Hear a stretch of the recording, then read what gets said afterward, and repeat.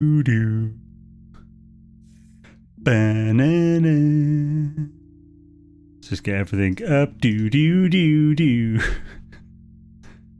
Do do do. Right. Hells yeah, we do be live. How's it going, folks? I'm not my stream manager on Twitch.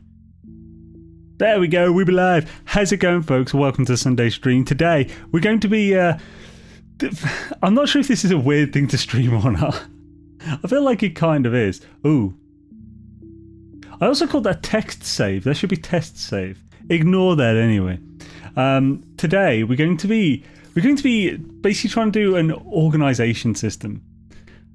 Because all of my saves are super messy and I do get comments about the inventories. Because, like, you'll see in a sec why. Because the inventories are frankly terrible. They're in a massive mess. And I thought it could actually... I don't know if this is going to be good or not, so it's very possible we're not going to get many people hanging out tonight. I don't know. But it's one of those things that's interesting to me. It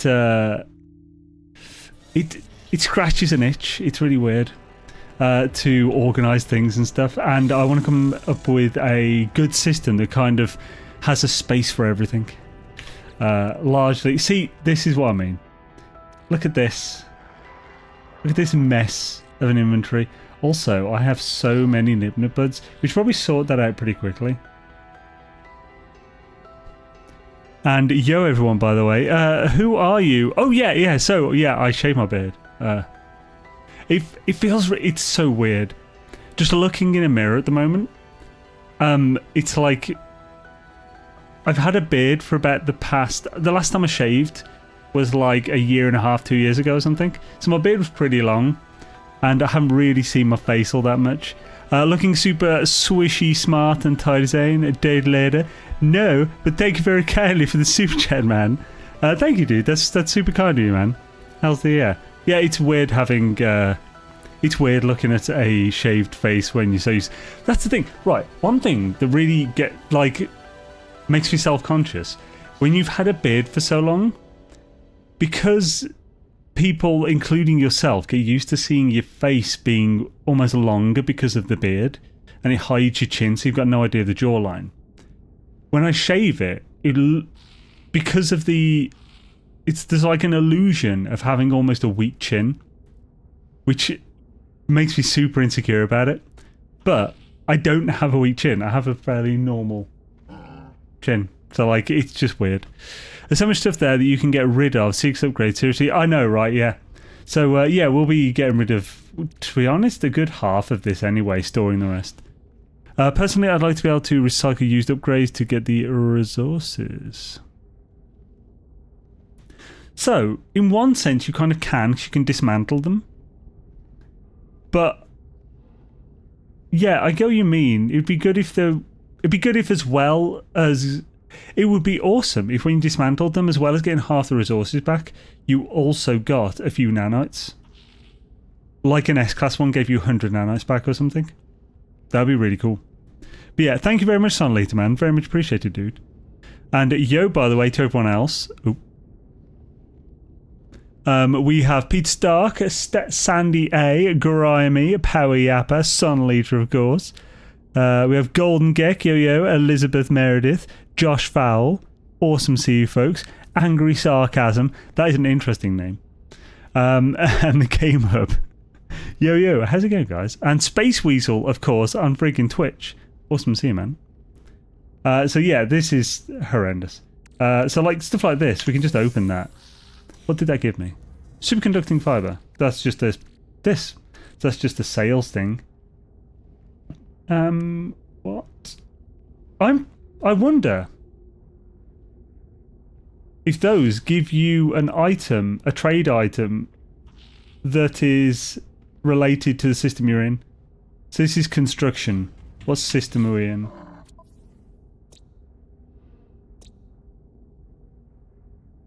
Industrial. That sounds like construction. No Man's Sky economy type.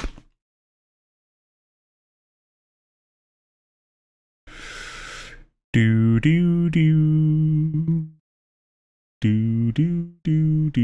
So, what's construction? Industrial manufacturing, construction, mass production. So yeah, it did give us one that was from the economy we're in.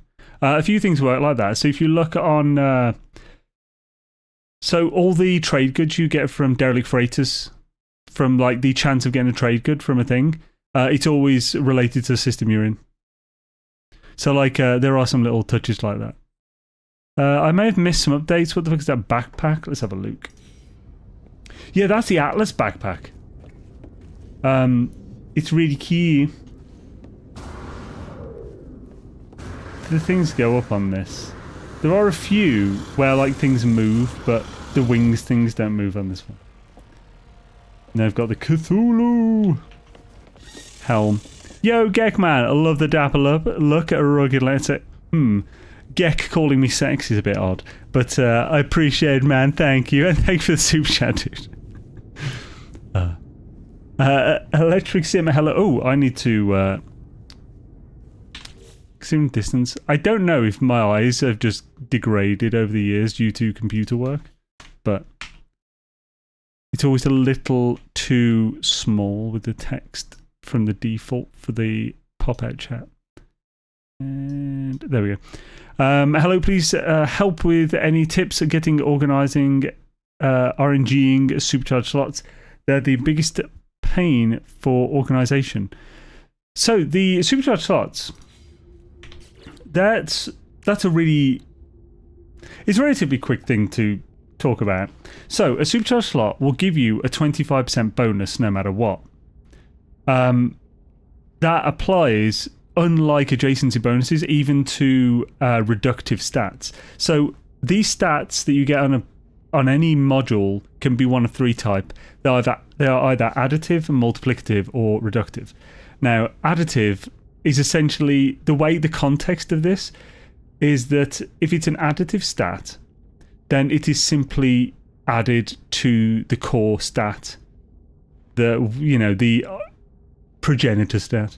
It's a weird way to say it, but if it's multiplicative, it will be multiplied with the core stat. So it's more like a modifier. So like if it's additive, like light year range, then it would be, say, 200 light year range is then added to the 100 that's already on the base module, and then that's actually added. Then when it's worked out, 1 is applied to that as well at the end. And before that 1 is applied, you would also get the bonus of the ship, so which is then multiplied on top of that. So that's the only time it's multiplied in the situation, sort of. And multiplicative is basically just everything is multiplied together, so things can compound. So 25. So right, the way to compare these two, if you have two hyperdrive modules, both with 200 range, and you have the original core with 100, then that will be a total of 500 range because they're just added together. Now, if you have a multiplicative stat, say the base stat is 100, then you get, let's say, because the base stat's 100, to keep it in line, you get 2, a modifier of 2, which would multiply it by 2. So then that bonus is essentially 200, the same as the thing on its own. Now, if there's only one of those 200s, then it will be the same as if there's only one of the additive. But if there's 2, you'll get the 100 multiplied by 2 to make the... actually, it won't be added, so it wouldn't be the same. But anyway, you get the base multiplied by 2, but then you get the base has been multiplied by 2, also multiplied by 2 again when there's a second module. So the second module is actually more powerful than the first in a sense. So you actually get compounding stats when you have more of a multiplicative type stat. Reductive is different in that, say, a reductive is still multiplied by the base stat, but it reduces it. So you get the modifier, instead of being 1 or above, is 1 or below. So for, say,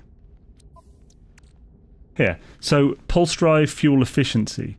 that is a reductive stat. It says plus 20%, but it's actually times 0.8, which means it's reducing it by 20%. The issue is, because of reductive stats, these work in the opposite way. So as they are kind of also applied, you can't get...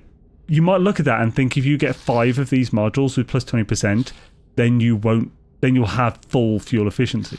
But that's not the case, because it's the opposite of compounding in a sense, or in the way that I was just describing, in that it's 20% less than the original. Then if you have a second one, it's 20% less than that new 20%. So that extra one is actually worth less than the first one. But also, when it comes to adjacency, the reductive stats aren't considered. So when you have these two modules next to each other, which help to boost their stats, this one, the maneuverability, is a multiplicative stat and it's being boosted by touching this one. The boost is also multiplicative, and that's being boosted by touching this one. Because the pulse driver fuel efficiency is reductive, it's not being affected by the adjacency at all. However, reductive are affected by supercharged. So when it comes to additive, it's literally just like, say, the light year range, 200 multiplied by 25%, so 250 instead of 200. If it's multiplicative, the modifier of, say, if the multiplicative stat is 25%, then the actual stat in the game files is 1.25. So then 1.25 is multiplied by 1.25 for the supercharged bonus before it's applied to the overall, although that actually doesn't matter when it comes to multiplicative.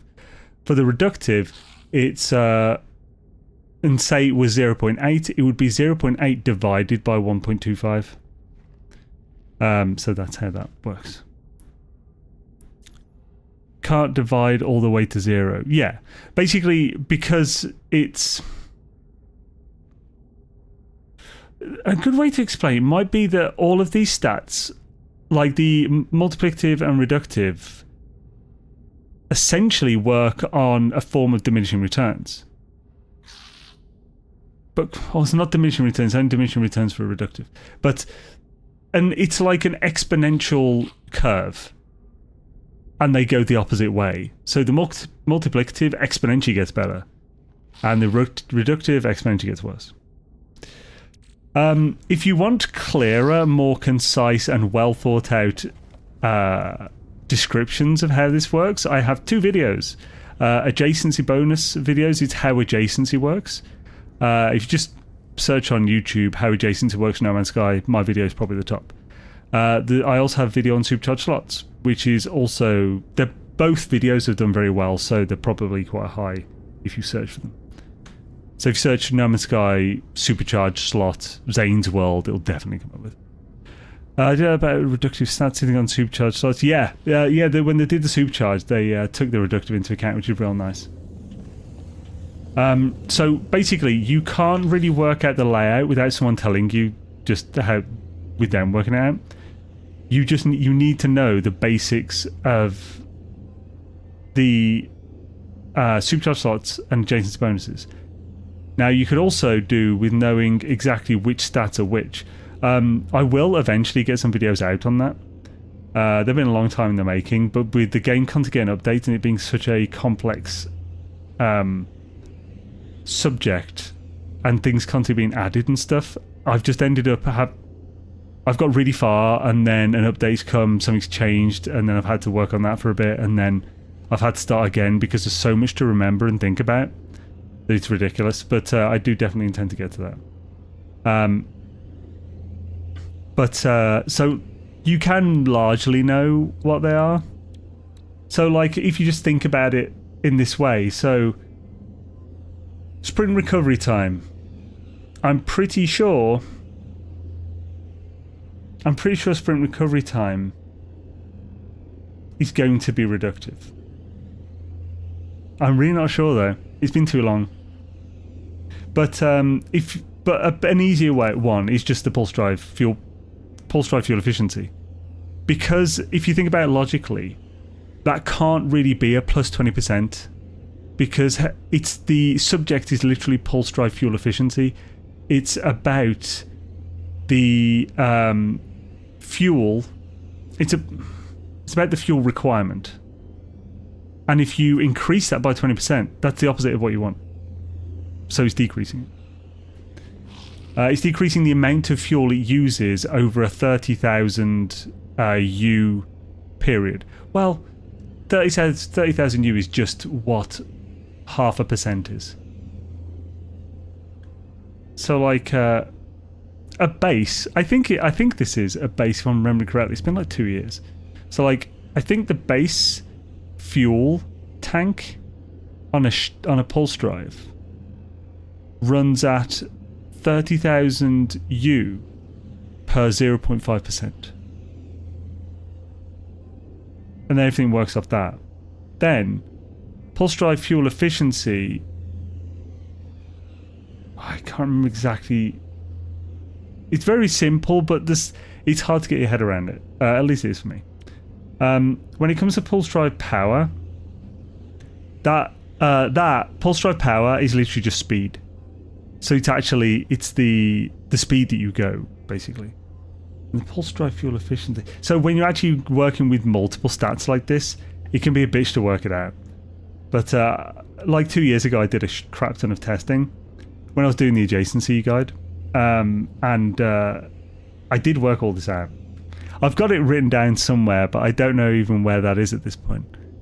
Haven't tried Superstar. With all the launch cost reductions, I can get it down to 4% launch fuel per launch. Oh yeah, so I actually have a spreadsheet with a full table of every ship type with every combination to get it to the lowest possible from when I was doing that testing. And you can get it stupidly low. I think it's Explorers that have the best base rate. Because like a fighter on normal mode, it's like 50% of base, is it? Or has it gone to 25% now? And then you add in the auto launch recharge. Because I worked out exactly how long it will take for every ship type with every possible combination of technology for it to fully charge with the auto launch, or for it to, like, it was how long you'd have to spend between each launch. And there was one setup where you could basically land and launch again within about 30 seconds and you'd never run out of fuel. That's what I heard, but my Boundary Herald's also 4%. I gotta try. Yeah, I hear the Boundary Herald is an Explorer.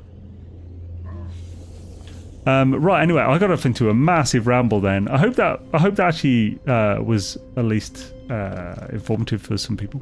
Optical drill is supercharged slot when harvesting curious deposits in a radiation storm gets you insane. Oh yeah, because that stuff again, it's just it's compounding. Optical drill is optical drill is the mining beam version of pulse drive power. Is good. Yeah, Mike UK, what up? Have a better explanation, magic. To be honest, that is it's 10 to 50% while we're here. Yeah, that's the thing. There is there's a sadness in working out all this stuff. Like, I love working this stuff out and just maths and stuff in general.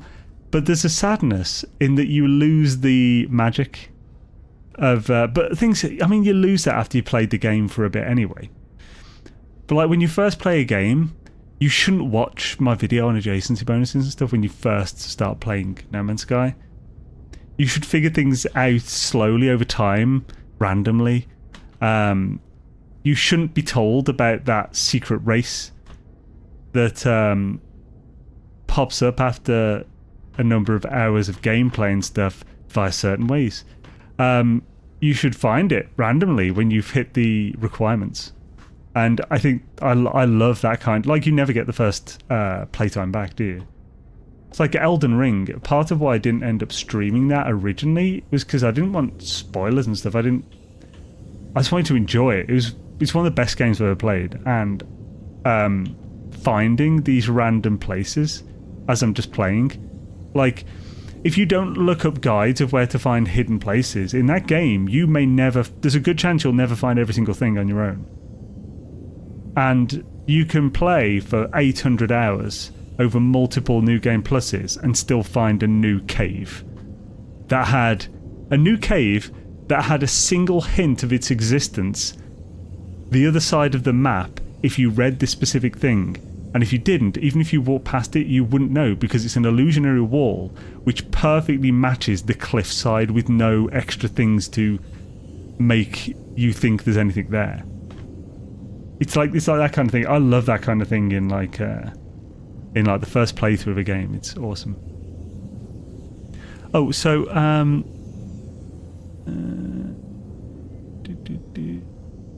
so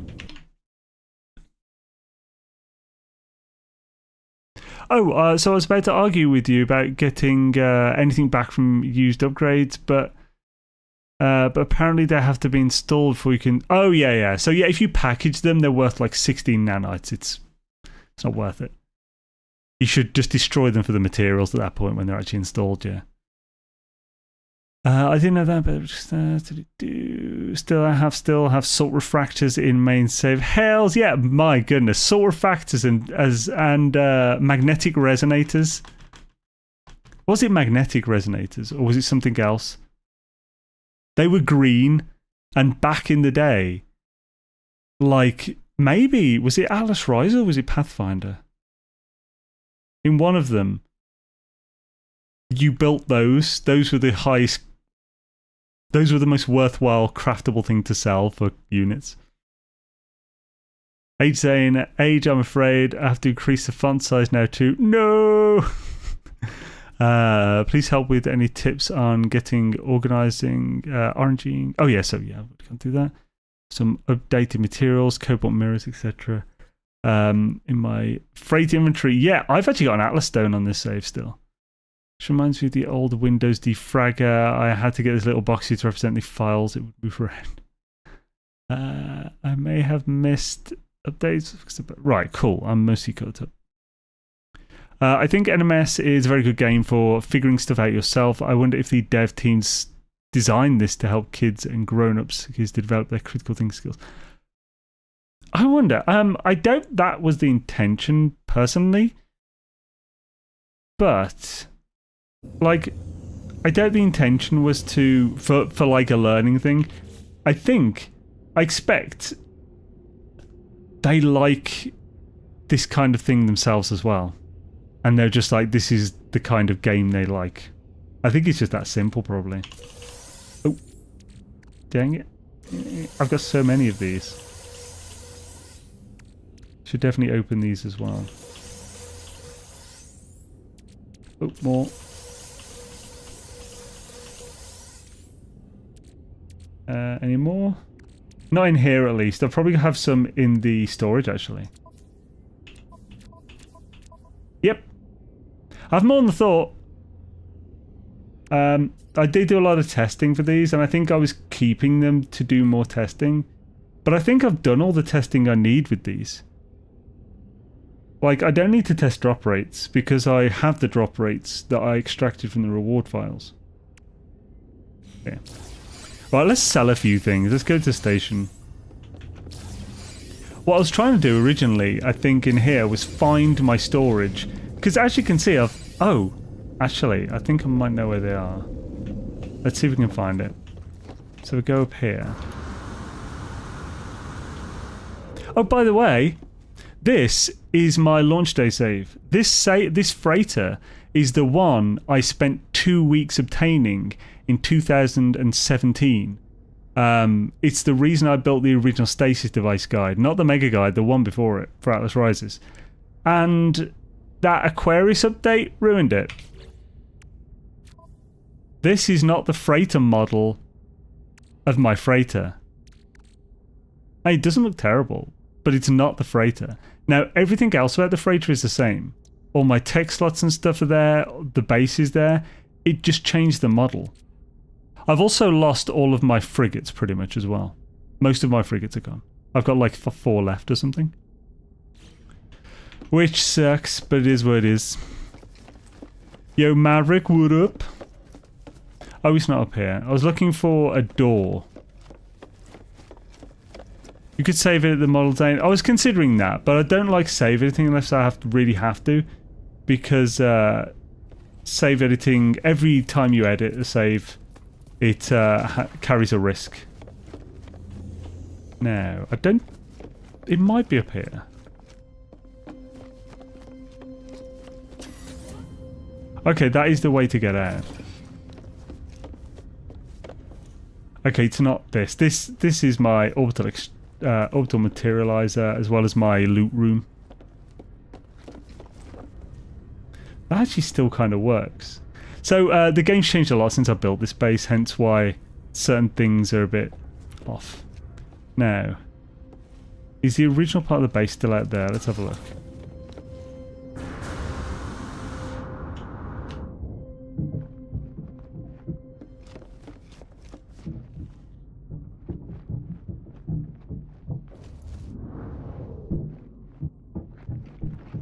Oh no. So where are my storage rooms?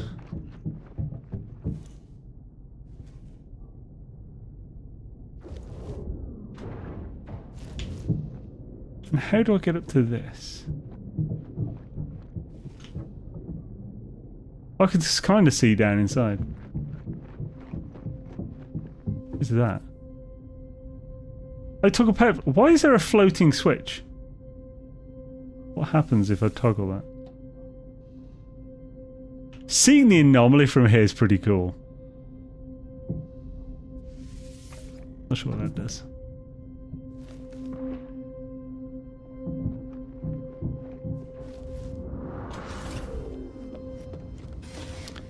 Wait, it's actually just I don't get through here, do I? Oh! Oh, here we go. Yes, it's through here. Okay, phew, I found it finally. So this is a refiner room. And this is more refiners. And I think up this ladder will be where my storage room is. Oh, so I can get up here a different way as well. Let's just see where this is for future reference. Oh, so it's right by the materializer and the large refiner. And the teleporter, okay. Yo, Old Explorer, how's it going, man? Wasn't it the Venerator model? Yeah, it was the Star Warsy one. Oh, I need a drink. No trade terminals stuck in the ceilings of your freighter. I do. I never put any in my ceilings. But you know. Oh, I found that you can move you can get more hyperdrive range and movement upgrades if the upgrades are placed around the enabled base modules on Iron Vulture. Yo, Swordman! Toss a coin to your Twitcher. A valley of plenty. Thank you, dude.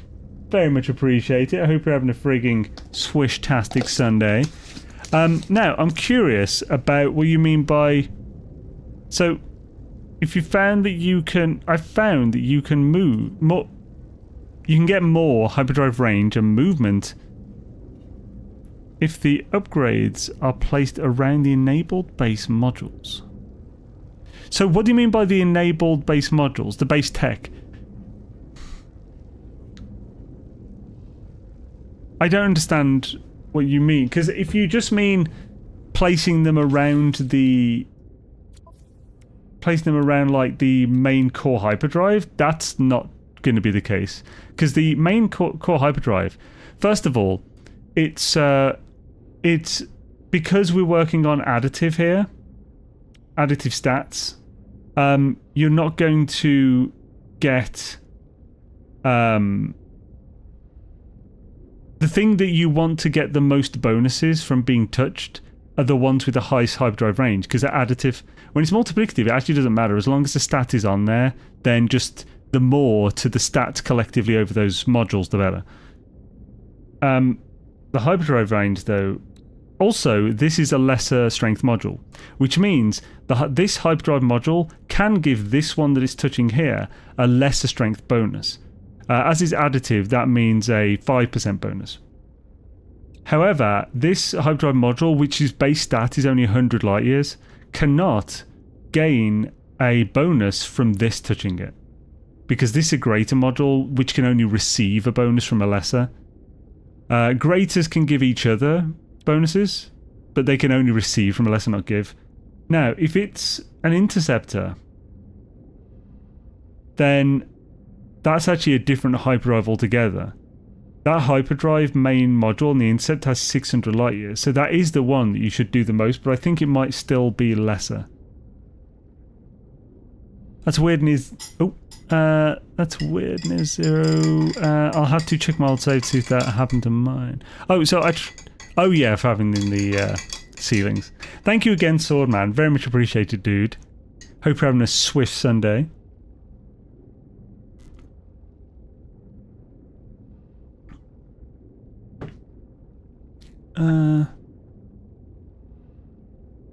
The ones that say enabled. Enable. Oh, this one. So this itself has no bonus. So boosting this module, this emergency warp unit module, will give no effect. Because the instant hyperdrive scramble stat is literally just a toggled stat. Boosting it would have no effect. It's on or off. And if you surround this with modules, then you are getting some bonus because this is boosting the ones, you know, they boost each other. But this should really be used as a way to boost these. Like these are also lesser modules, so the Emerald Drive, the Cadmium Drive, the Indium Drive, and the main core drive, all 4 of those are lesser modules, which means they can impart the bonus, but they can't give it. This, the 3 upgrades and the emergency warp unit are greater modules, but because this doesn't have a bonus, then this is just you should just touch the highest bonus module with this. So like this one. It's possible I'm still misunderstanding you slightly. They boost each other. Yeah, they boost each other. It's a beautiful relationship. Alright, let's get to storage. We are back up, y'all. A valley of plenty. A valley of plenty. Scuba doodin' I know it has no stat, but the ship hyperdrive range is higher from that change.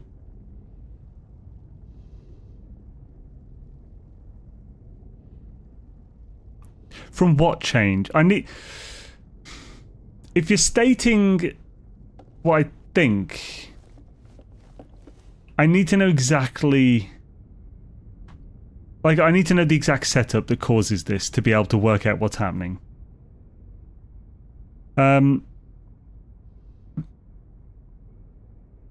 Also, Sword, are you Ren7 on Twitch? Just because it's like you replied to my reply to him, so I don't know what's going on. I'll log in and grab an SS for you. Okay, cool. No. Might anyone know how to delete Steam saves? It seems that is where I run out of space. How to delete Steam saves? I'm not sure what you mean by that. Oh, so what? Right. Well, what I was talking to was I found that you can. This was from Ren7 on Twitch. I found that you can get more hyperdrive range of movement if the upgrades are placed around the enabled base modules on Iron Vulture. The ones that say enabled, the base tech. So I was thinking maybe you were talking about the same thing.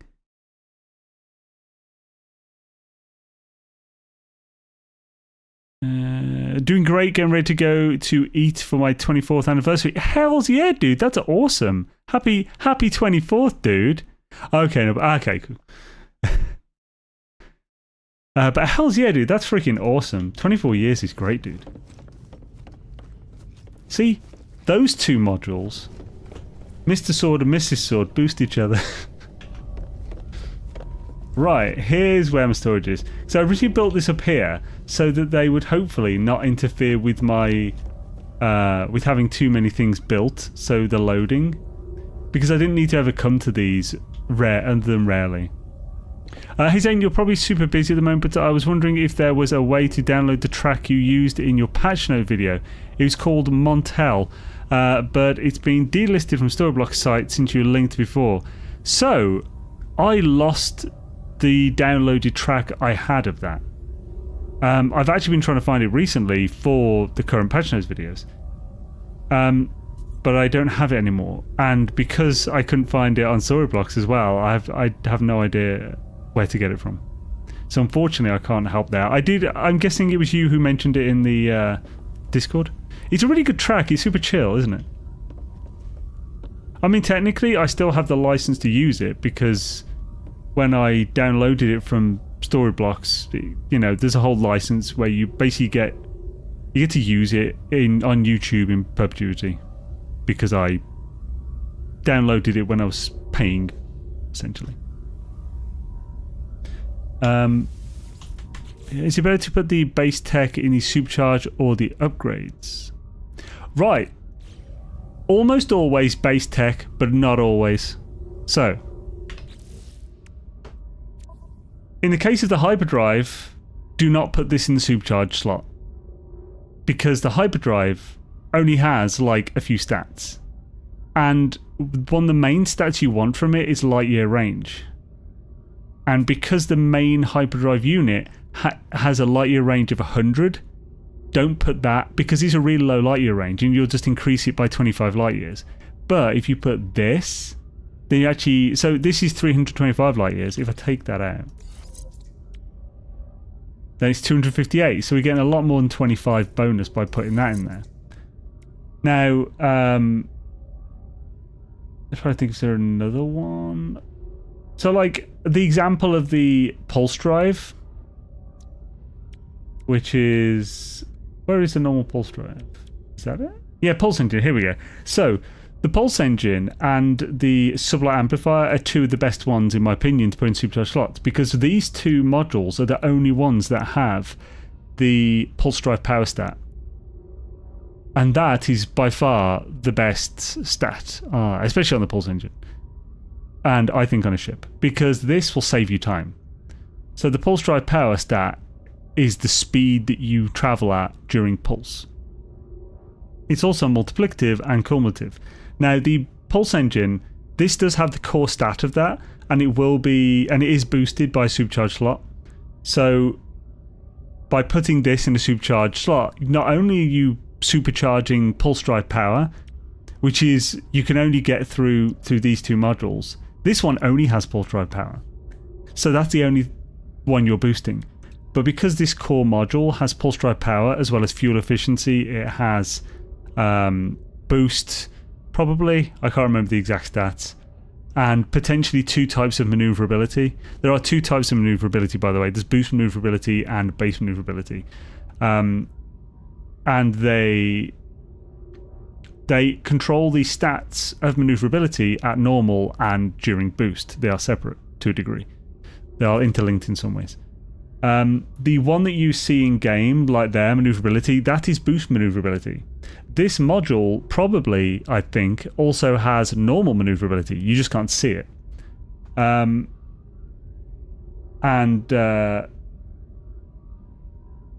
Yeah, so like this also, so you're actually boosting 4 stats here, by the way, if you boosted this one. Yeah, I think that kind of answers things. So you should usually go for the core. It depends on the module. Oh, and to do with this, the Interceptor's hyperdrive has 600 light year range, so that would actually be the best one to boost there for light year range if you had an Interceptor. So that's a different story for that. When it comes to everything, bit inside my lip. When it comes to every single weapon, boost the core module above everything else. That's a priority. If it's a boltcaster is the only weapon that has a lesser module on the core module. So, like every other weapon than Boltcaster on a multi-tool benefits most from having the main module in the primary cube, like this. So you should both boost this with priority and with adjacency. However, the Boltcaster is a lesser module, so if this was a Boltcaster, it would, if I only had 4 modules, still do a cube, obviously. But if I had all the modules, then I would be, a cube of supercharged slots is not the best for a Boltcaster. The best you actually want, now, if it all depends whether you pre-ordered No Man's Sky on PS4 or not. If you did, then it's a different layout. However, because you have 1 extra module. If you didn't, then the best possible layout for a Boltcaster is to have this corner type, this like diagonal arrow. Then, instead of this being here, you want it here. So, if you have supercharged slot here, here, here, and here, that is peak Boltcaster layout. After that would be an L shape. And obviously this can be in any orientation. It doesn't matter which way it's twisted. And you want the core module in that extra one because it's lesser. You want the best module you have in this one. You want the second best in this and this. And then obviously this and this after that. And then it would be this, this, and this. Because there are 9 base modules for a Boltcaster. Because you also have the Sentinel multi-tool modules, as well as the 3 Boltcaster modules, the Ricochet module, and the other one. Oh, what is it called?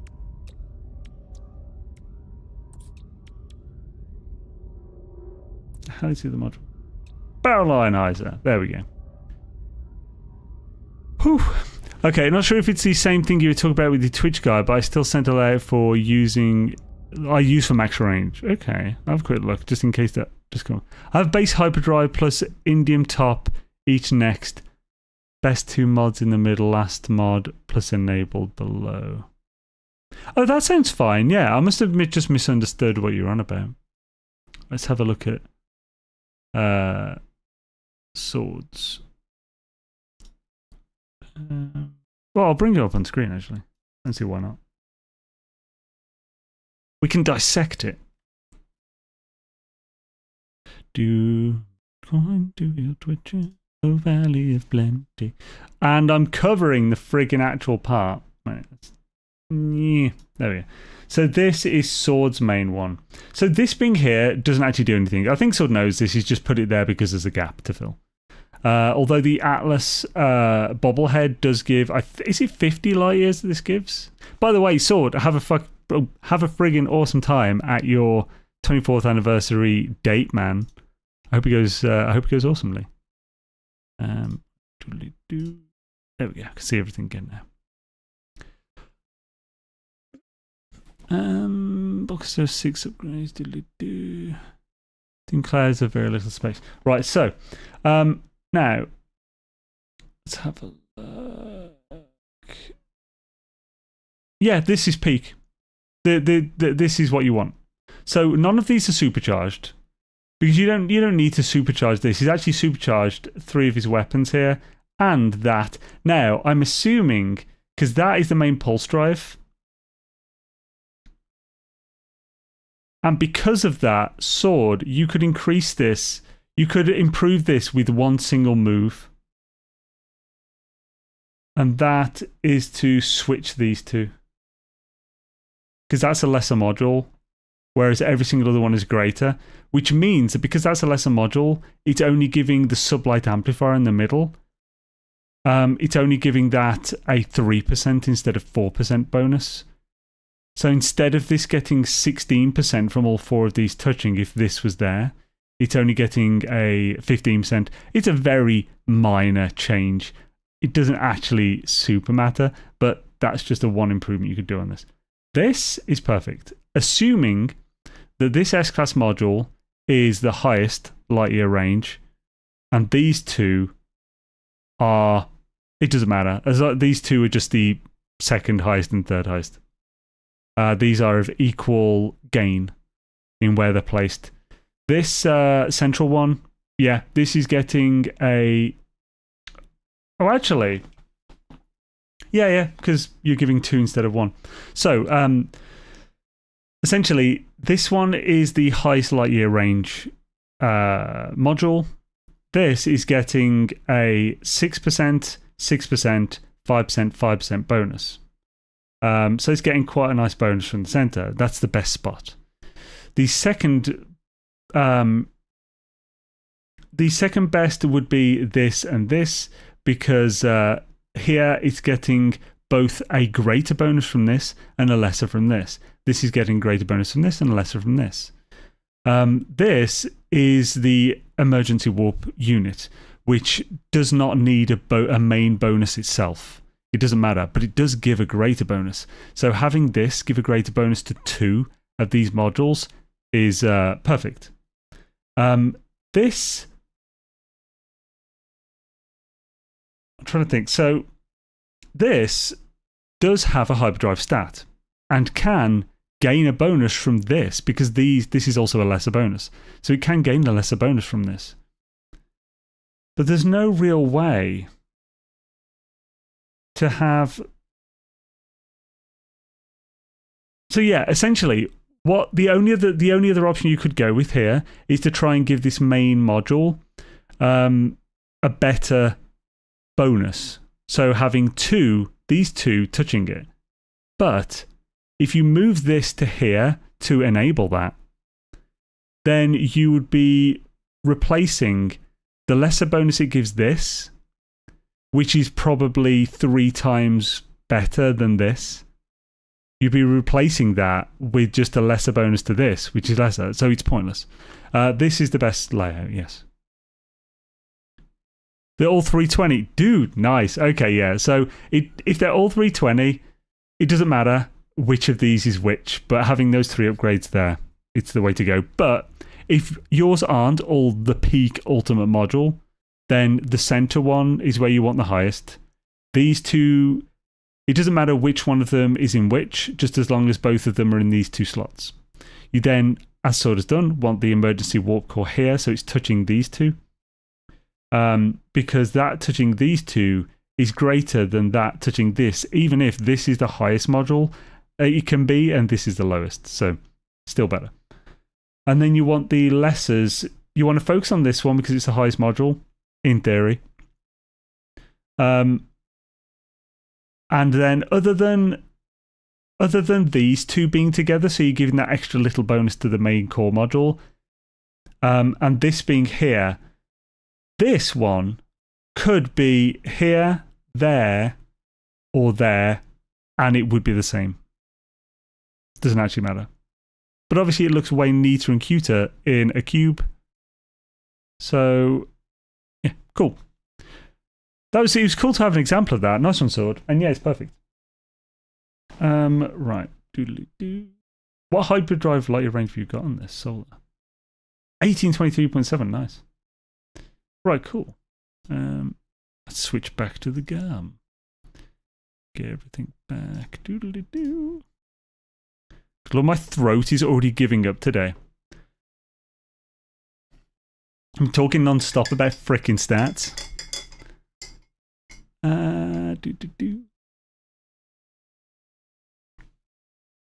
For the podcast, the Sentinel shards give the best supercharge boost. That might be because they have fire rate. I can't remember if the basic Boltcaster upgrades actually have fire rate or not. Let's check. I recently updated a spreadsheet, so I can get this info in about 5 seconds. Let's have a look. We're talking about this stuff anyway. I'm sure you guys will be interested in seeing it. Right. I'll bring it up on screen, don't worry. And I'll make it big so you guys can see it. Ooh, things are laggy opening spreadsheets like this. Good lord. Right, so... so this is a spreadsheet I recently put together. If I zoom out enough so you can see the whole thing, pretty massive. Ooh, it's got a good bit of girth as well. So let's bring it up so you can see it more easily. How big do I need to go for this? I'll do 200. Hopefully that's big enough for you guys to see it easily. So extraction single off another. Oh, don't worry about it. Right, so if we go here, this is that's my own coding to work out. Shall I show you how this works? You might be interested. Yeah, right. So the input is this. So we have technology dump, technology dump. It actually should be procedural technology dump. So these here, these columns are literally just the game files that have been unpacked and then decompiled into EXML instead of binary. That gives you a very long XML table with all the stats and stuff. So you got like, so this here, just looking at this, I'll give you a quick explanation.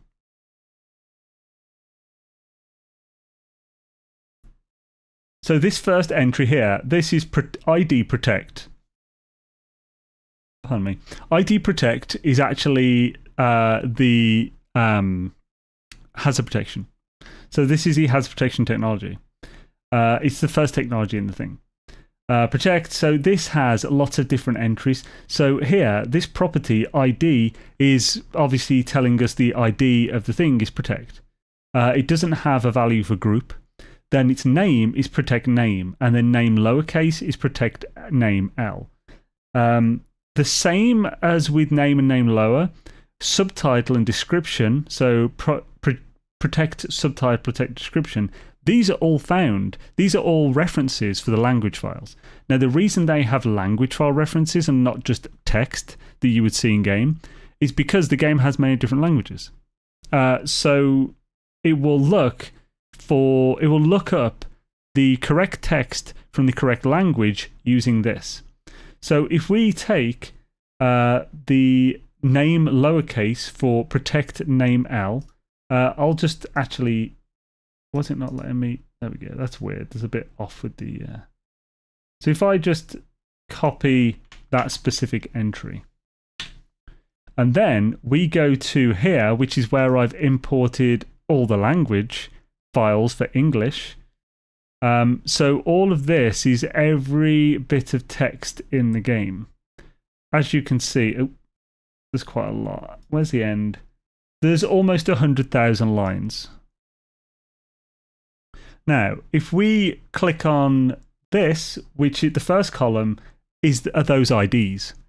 So if we go and find, and then I'll just paste in protect name L, and we're looking in values. It has now found it. It's found UT protect name L. So UT protect name L is a separate one. It's the backup bonus module. So shield lattice is one that gives plus 20%.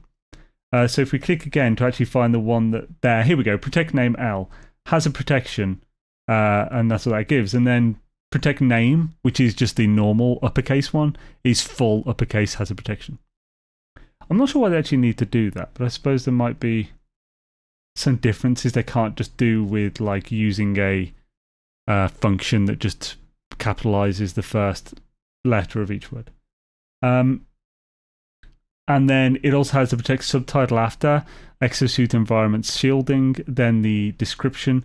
This exosuits. Oh, actually, this is a good thing to show. Good. Is it too big? Giggity. So here we go. So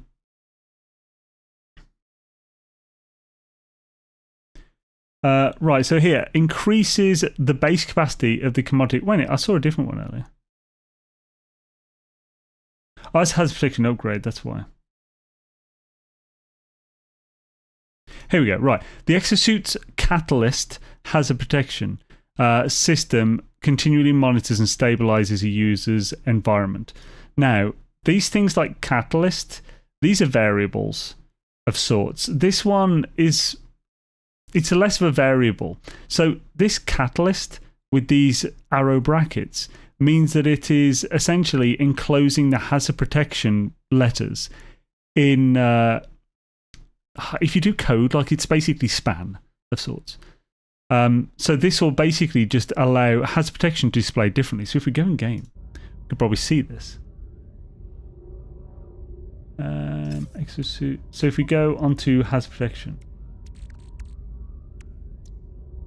there you go. The exosuit's hazard protection system. So basically, because it had that catalyst around the words, it has given the catalyst color to the hazard protection lettering. So it's basically a lettering format.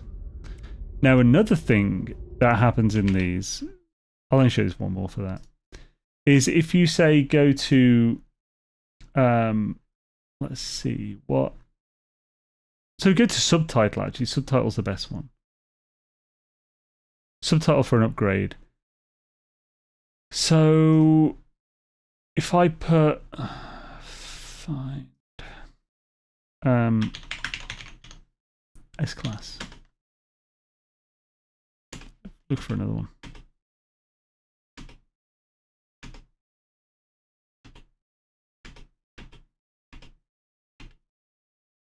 There we go.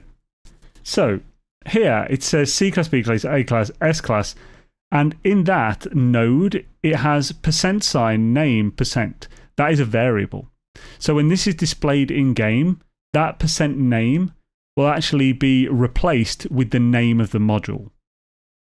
So that we looked at earlier. So if it was hazard protection, it would say S class hazard protection node.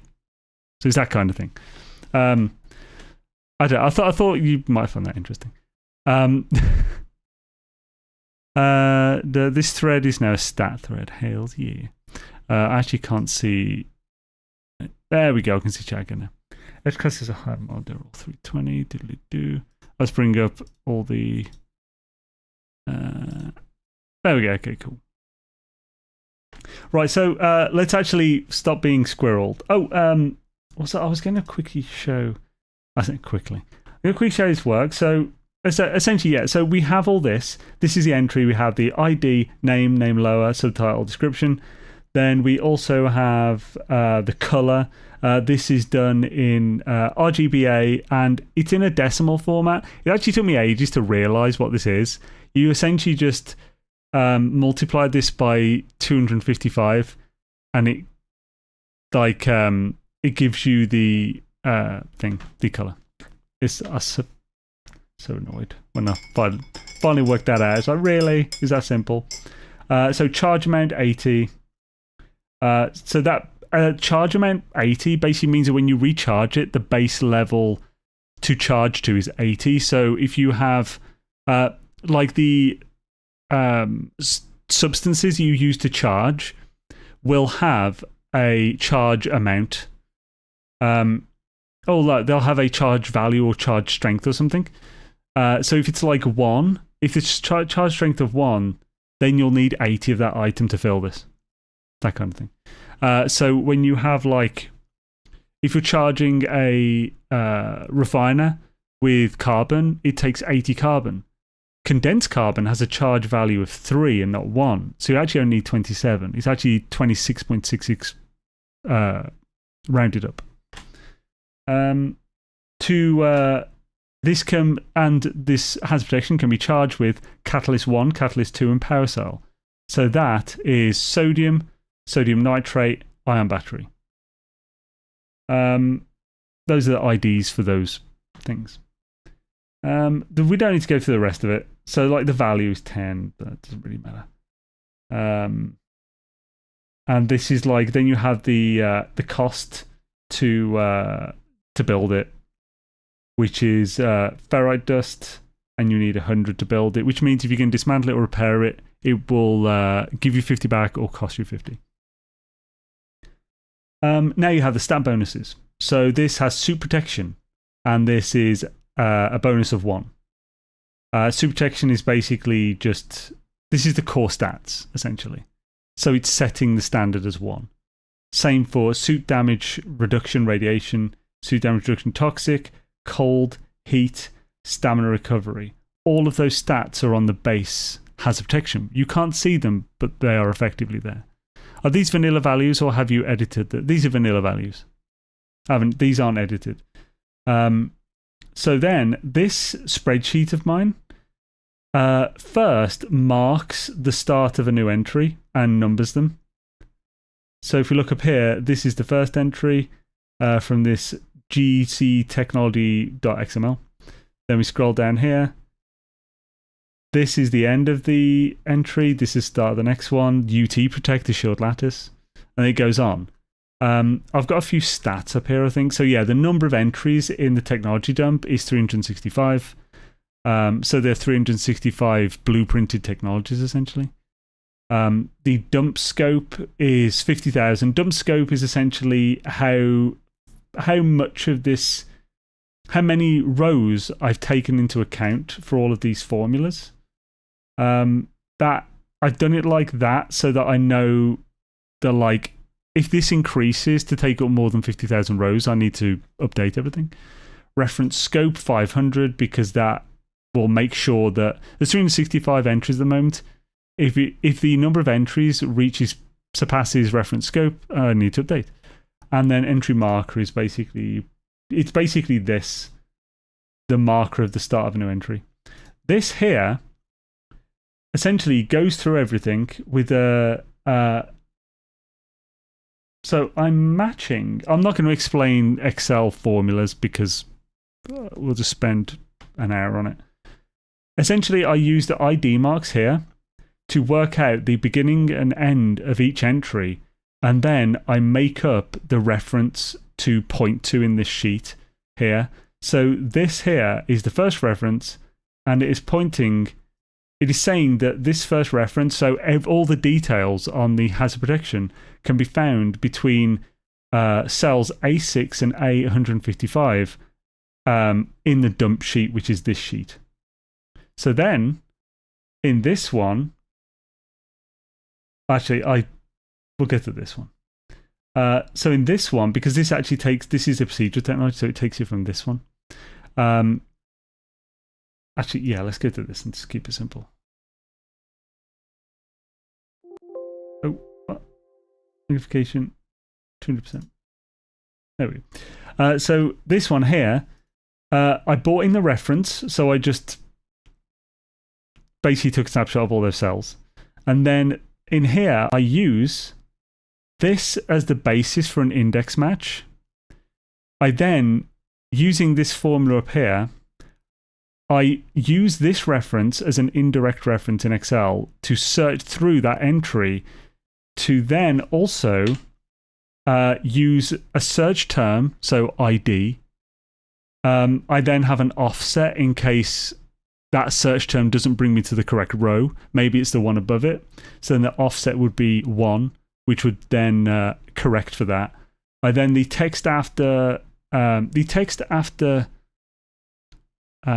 quotations is essentially, they're all 3. I didn't end up needing to make this one. I could have just built it into the formula. But so that one there is, if we go back to here. So if you look in this, there are 4 quotations. And after the third one is when you get the value that we actually want. So I use the Excel command text after, which essentially allows me to point to some text. So I pointed to this, and then I used the delimiter, which is the quotation. And I told it that I want all the text after the third of that delimiter. So that it just basically cuts off everything before this P. And then I did a text before and used that as just the first one. So then I just basically isolated that with 2 simple things. Through doing this and having this for each of the things, and as you can see, there's quite a few. It's taken a while to load. So by doing that, I can essentially have every bit of information that cleaned up into a spreadsheet that I can read easily and compare. That's essentially what this is. Now, if we're going to look at the actual first thing that was like 30 minutes ago that was brought up, the central shard is giving the best supercharged boost. So if we go to procedural technology, which is all the upgrades, and we look for Boltcaster, illegal legendary seed trash. So if we look on these base ones, we can see what stats they have. So the first stat is... I need to increase. So weapon projectile damage. So the first stat is damage. And as we can see, the X class will give 1 to 5 damage, depending on the range, the roll you get. The S class will give 3 to 4. A class 2 to 3. B class 1 to 2. And C class 1, no matter what. Now, if we look at, we're looking for fire rate. I can't remember if this has fire rate. So reload time.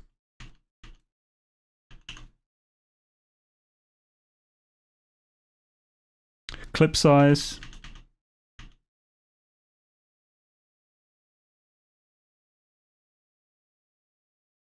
Ah. What's this?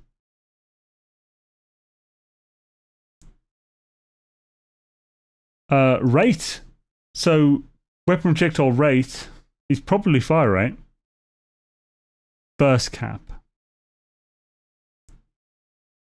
Now, is this fire rate? What one's this?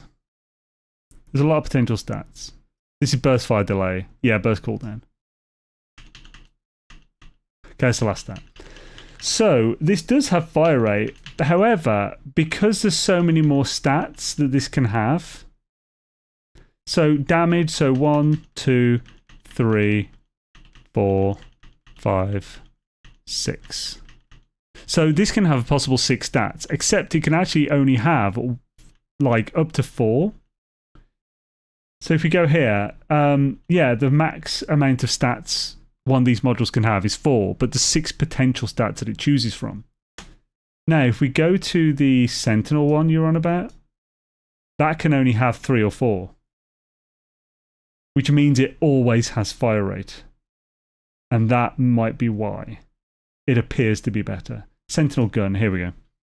So, Sentinel gun, mortal, forbidden, mortal module.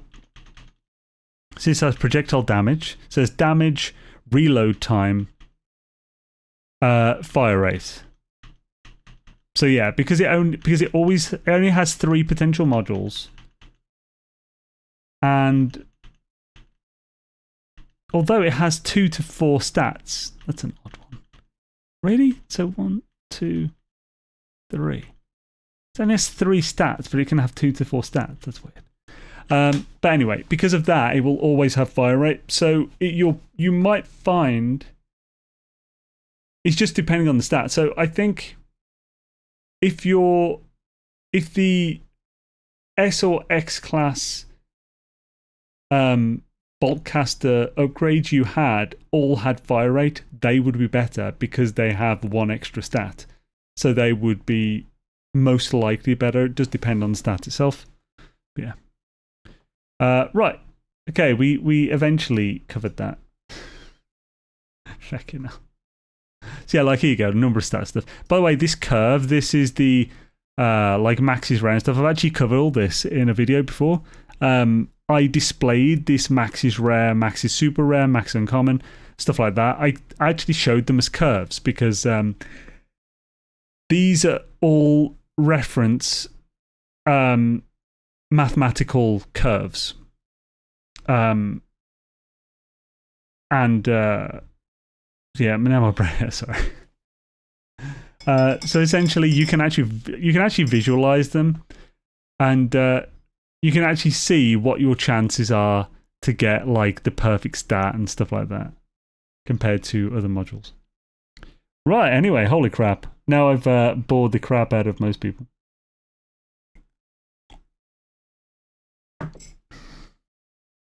Let's go back to the game. Fucking hell. How long was that tangent? We're almost at 8 o'clock already. Good lord. Okay, let's turn the spreadsheets off. I have problems, man, when it comes to maths. I can't help it. I just like it too much. Oh, cool. I can see everything again. Let's talk about chi. What's chi? Doodly doo. Right, swish. Oh, cheese. Y'all got any cheese? I do like cheese. Oh, actually, oh yeah, so I was renaming these, wasn't I? So this first one. Yeah, I think I should have the resources as the first one. So we should call this should we call this common? Resources common.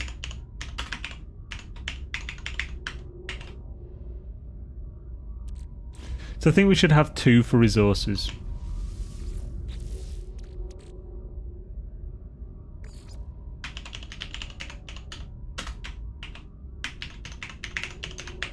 Don't know if advanced is the right one to go by, but yeah, it's fine. Now, this one I think should be building materials. So I think I should have a full one for building materials. Because with building, I like to have just a whole lot of stuff. I could also put my farming stuff in here. And like glass and stuff like that.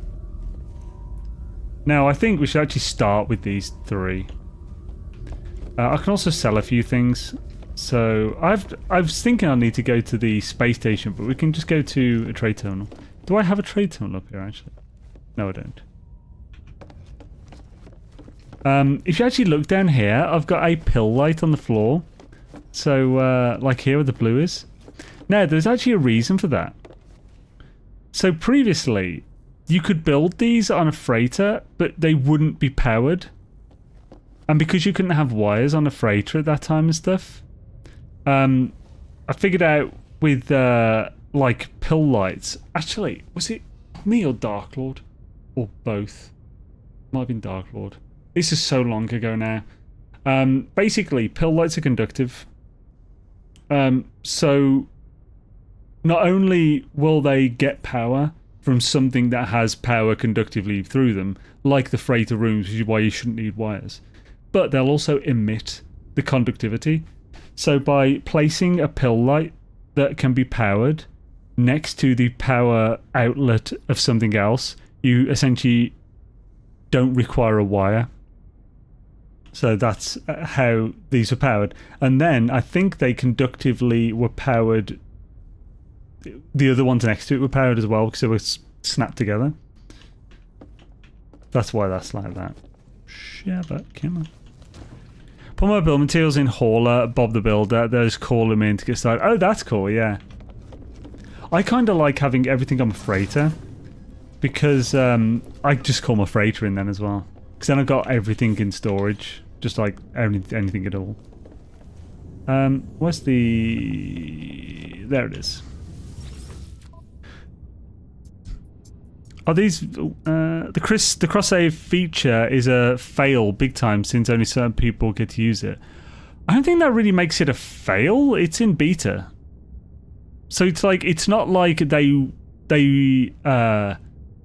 tried to release it fully, but it just didn't work for so many people. They purposefully like only put so many people in. Because if they put it to everyone and some bad stuff happens to their saves, like, people are going to go mental. They're never going to play the game again. Warwick, yo! Yo and Jadaisy. Never tried to speedrun any game ever, but just tried an expedition run. Was going pretty good until Uncharted. Didn't get first contact. 20th! My god. That's horrendous. Holy craposaurus. That's crazy. I mean, it's going to get worse the longer the expedition goes on, but frick, man. Sell. Oh, that's a lot of nip bud sellage. 2.2 million. Is that good for 133?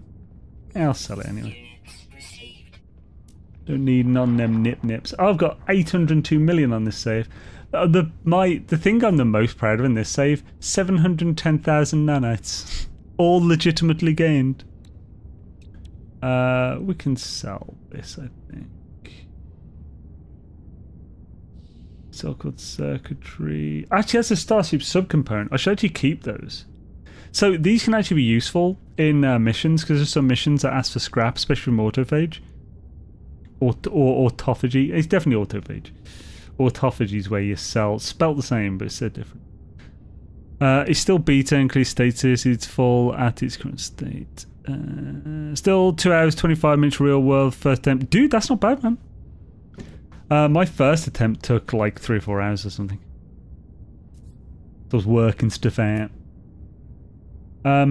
What of this can I sell? Not that, because it's terrible. Stoofly. Some of this stuff is useful, but I don't know. I don't care about rusted metal. I was originally going to keep like a spot for everything, but why do I need rusted metal? Is there anything in the game that requires rusted metal as a building piece or something? I don't think so. Spool of nano cables. A Starship outfit. Okay, there's actually not as much to sell as I thought. Not while it's unorganized. Okay, right, so let's start building those. Let's start putting everything into those 3. So is there anything in here which fits? Yeah. So let's just send all this to the storage containers. And then we can fix any stuff we need to.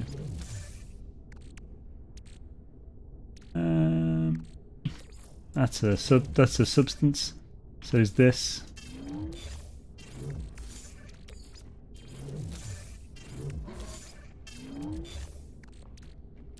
Oh,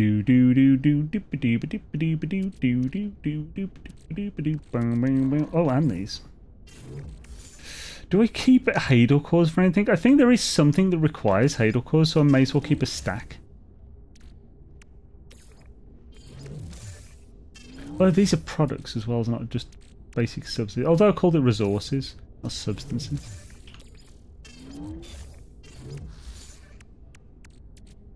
Turns out a lot of what I've got in here are basic substances.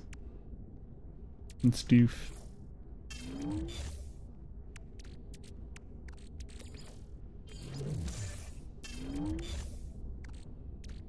Ding ding ding ding ding ding ding. Company always on the run. Should raiding shard fit in that? Maybe that should be in a separate thing. I think I often find the hardest part of doing all this is working out where things should go. It's like, how do you set something into a different thing? I'll keep that in there because that's fuel.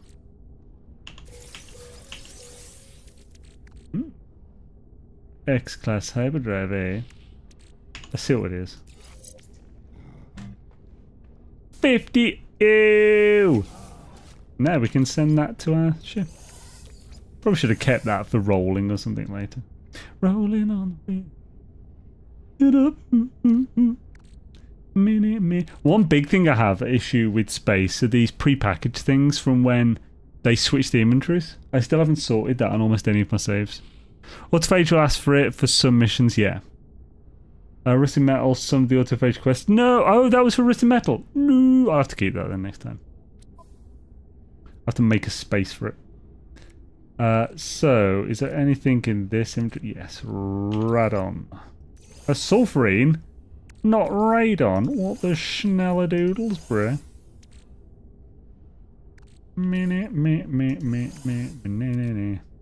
Something around in the city.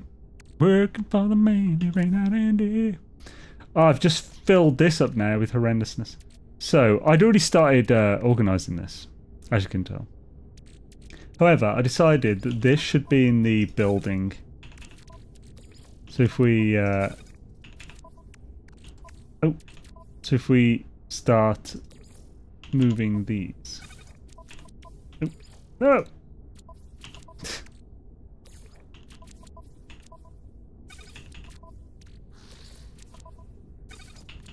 because the same buttons to switch inventories are used to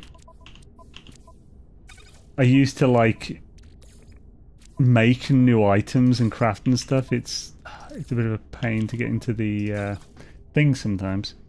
So how much of each of these should I hold? I think maybe it should actually be just a full column of each or something.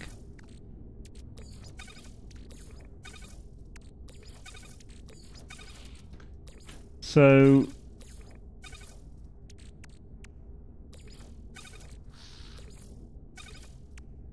I think I've already got some more ferrite dust. There.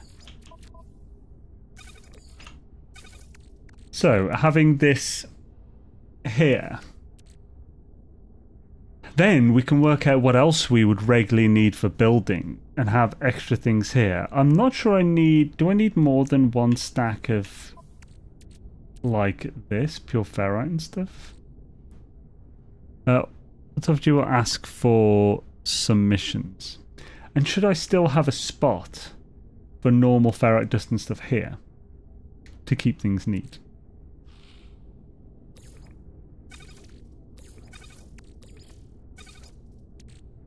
Or is it just unnecessary? Yeah, we can still have one. So if I move these, so we can have 2 for oxygen. Do I have more oxygen elsewhere? No. Oh, I still have some rusted metal. I'm good. Then we can have this here. We can have a bit of carbon here. The same with pure ferrite.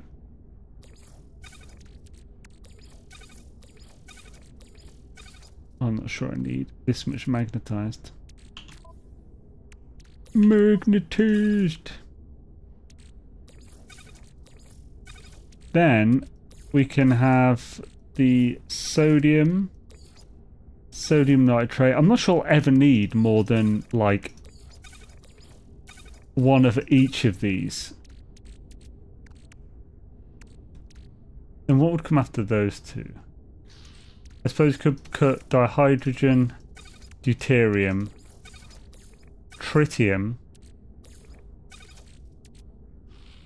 Then here we can have silver, gold, and platinum. And here we can have salt, chlorine, cytophosphate. I think that's fine.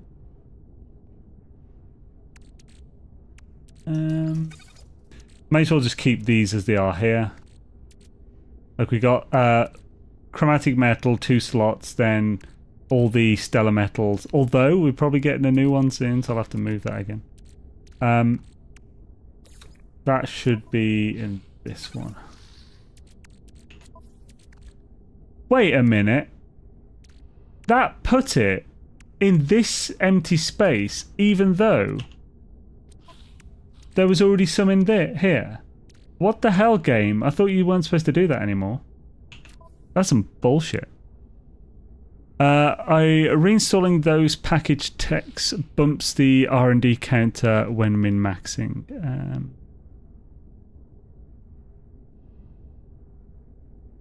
Oh, as in, so I assume it's obviously only going to work once, isn't it? But why would it re-bump it? Or why would it bump it, like, as it's already been worked out? Or does it just do it, it's just like, it happens to move it on in the background? Oh yeah, there already is. These are all activated. If there are more than one stack, you could always do the duplication glitch. I don't like doing dupes and stuff, personally. Elemental resources, stacks up to 999 inventory types. So they can go in personal inventory. Other items have larger stacks in the freight, so I keep those items in. Yeah, that's a good way of thinking about it, Nano, for sure. Catch you later, Maverick Man. Was awesome having you, dude. Hope you have a swell evening. Yo, Midnight All, what up? How's it going? Hope you're having a swish one. Send that into here as well. Working for the man every night and day. Scooby-Doo. So we have Mordite. Oh, Pugnium. Mordite. Where's Fecium? That's here. Should that be in this one? There's no absolute necessity to have it in there. Doing pretty good. How's the shit days? You're doing not too bad, thank you. Getting some organisation on the go. I have actually got a list of every substance. I just never got around to doing it with the products. I think maybe just to keep in line with this, I should put these in here.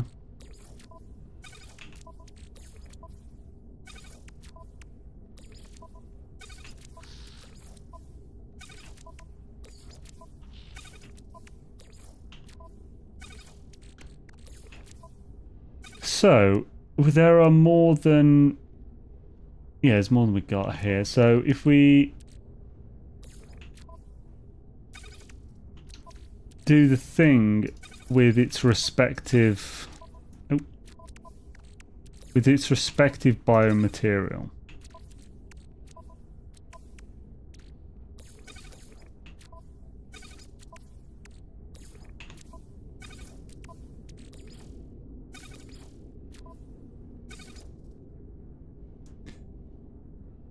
Should I have the crops?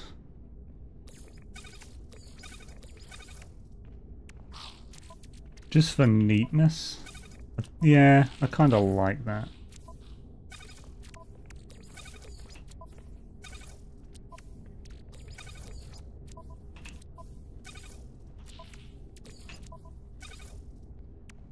Then we have 3 more slots.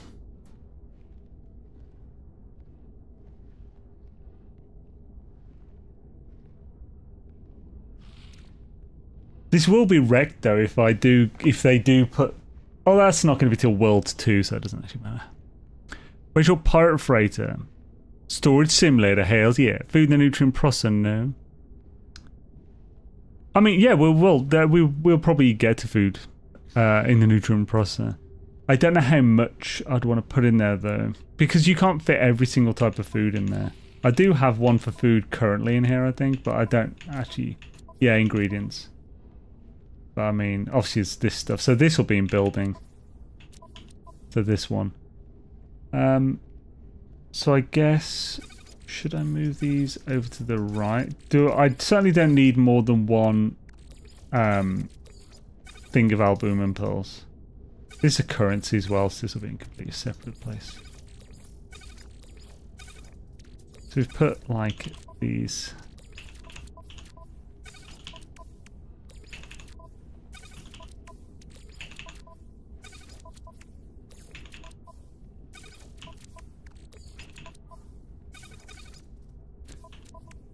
Do do do do do do do do do do do do. So I think having 3 glass, up to 5 of these, and then 2 of these is fine. Most people have a section for purple stuff like Mordite, Pugnium, Atlantidium, mirrors, radiant shards, hearts, and the purple metal in the future. Most people have a purple one. I really need to sort out places for these. I think I'll just, for the moment, we'll just remove all. We'll just put all upgrades in exosuits so we can see actually what we've got, because I've got so many on this.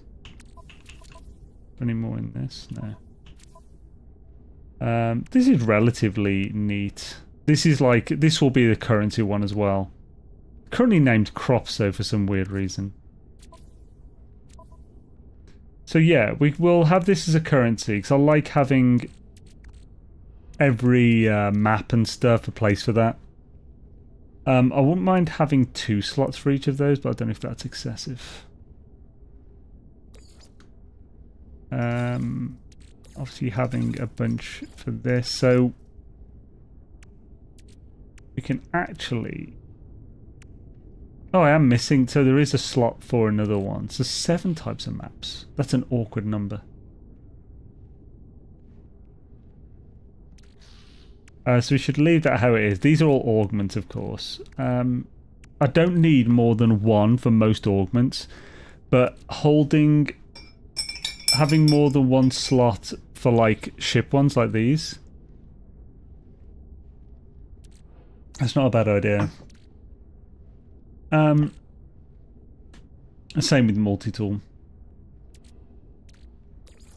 So if I put, and here we have that, we have exosuit, ship. So 2 for ship, potentially 2 for that. We'll have alien ship. Nah, let's keep all together. Then this is factory override unit, salvage frigate modules, then cargo bulkheads. It's all perfect if I don't have more than 1 there.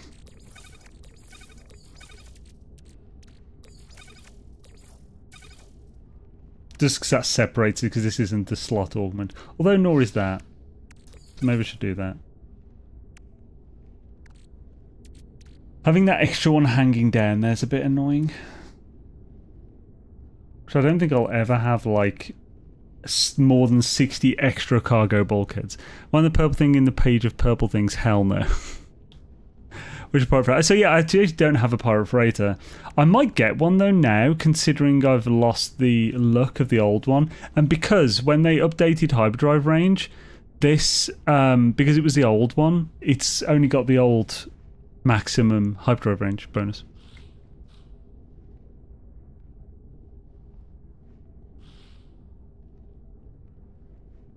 When the expedition saves gave all your cargo boxes 80 instead of 50. That's pretty cool. So it throws me off bad. Yeah, I can see throwing you off, but that's a cool bug. Nav data, I do think I should have a lot of space for nav data. Semi-tainted metal, so we could do 3 nav data, 3 tainted metal there. Yeah, we should keep all currencies, I think, in this one, which should mean maybe I'll move those to that one. And that would actually solve a different issue. And storm crystals are not a currency, so let's bring them over here for the moment. Let's work out what different kinds of currency are there. Obviously there's tainted metal, there's navigation data. There are definitely other types of currency. I wouldn't really call emergency broadcast receives a currency, but I definitely have more somewhere as well. I haven't only got 1.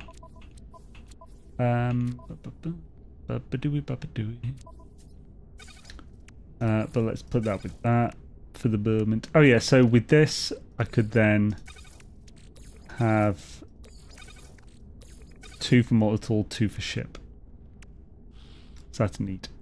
Let's quickly check the cartographer to see how many maps we are actually working with these days.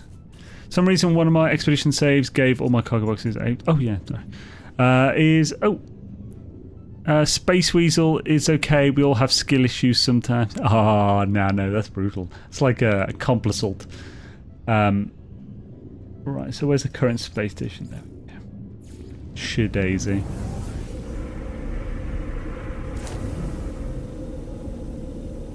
Oh, I'm in a pirate system.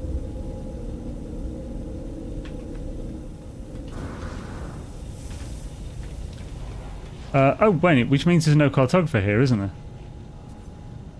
Balderdash. Or is there? There's not a cartographer here, is there? What are you? Scrap dealer.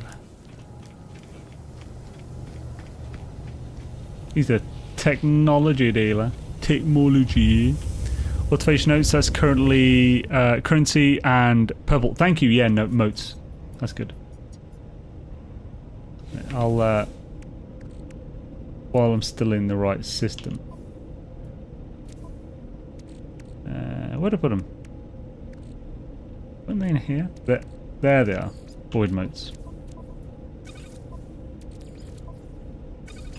This Atlantidium's also kind of a currency. I won't call that a currency. Defense chits. Kinda. But only in the same way these are, and these. We'll quick look through these before we switch, because once we switch, I won't be in the same system as Australia.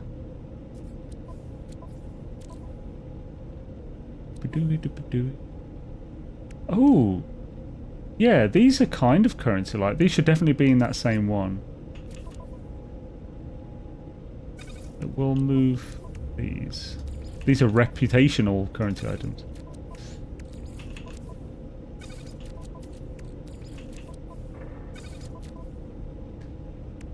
These are just crafted item things. Definitely need them. Want them, of course. Oh yeah, there's me Atlas Stone. Oh yeah, very high value currency. Curiosity. It's not that high value these days, mate. I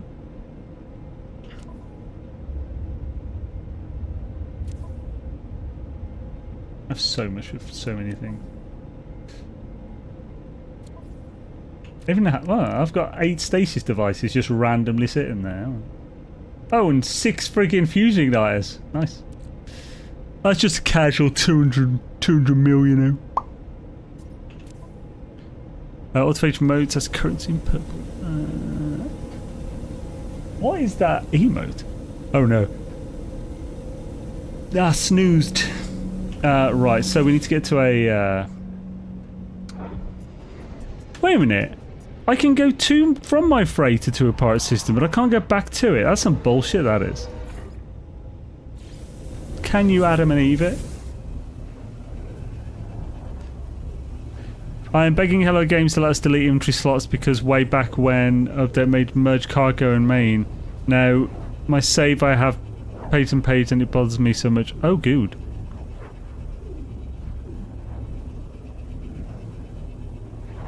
You could do it with the save editor. And now with cross-save being a thing, if you don't usually play on PC but you have one, you could cross-save over to PC, edit the save and send it back. By you. Is this the one? It is not the one! Get me out of here.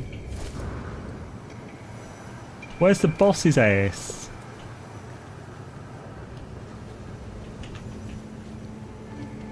And I need a marker of where the friggin' the boss's ass is. My ass. Where's the teleporter, damn it?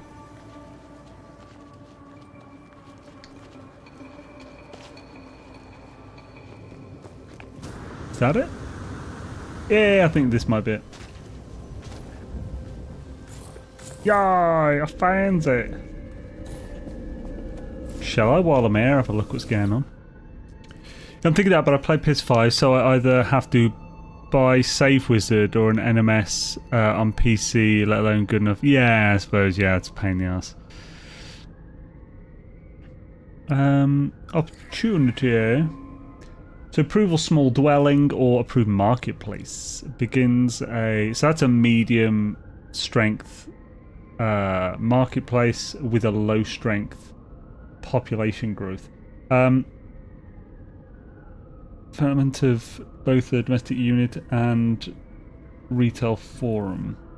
Data indicates 43% approval rate for the domestic unit, 54% for the retail forum.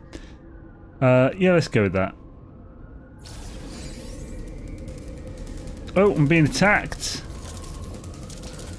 Let's scatter blast them into the ether.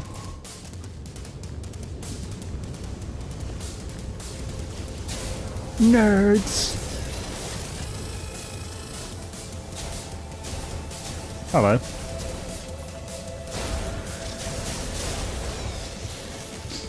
Stupid nerds. Are you grenade in the ground?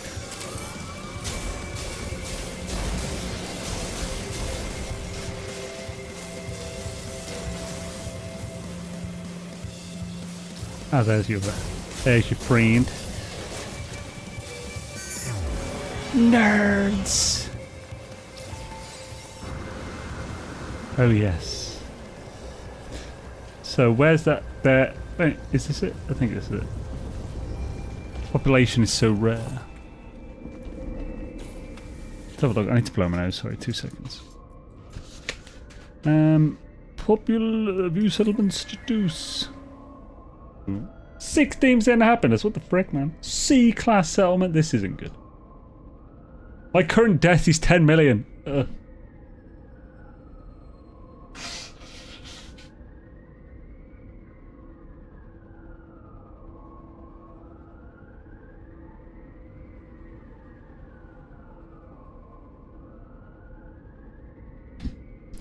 It really would be best for me to just get a new settlement at this point. Spirits on Discord says it's impossible for settlement to reach S-class. I don't know how the system works, so I can't comment on that. I went to find out when they first released it, but it didn't happen, and it's a lot of information to go through to be able to work it out, so I just haven't.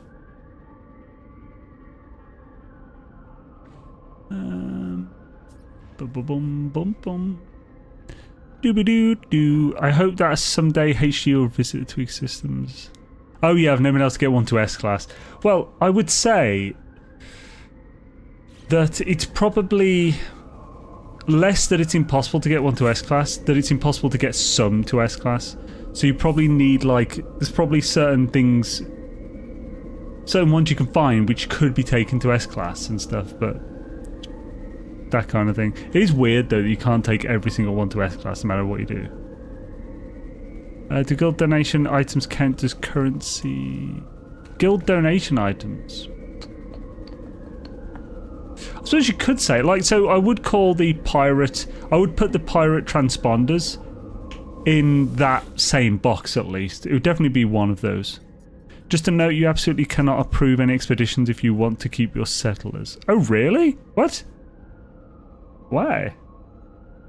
That's so bad.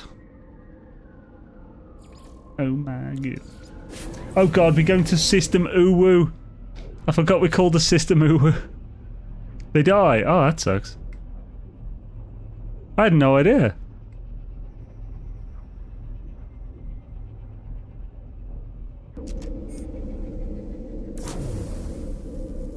If I'm going to figure settlements out, I'm going to need to spreadsheet the shit out of it.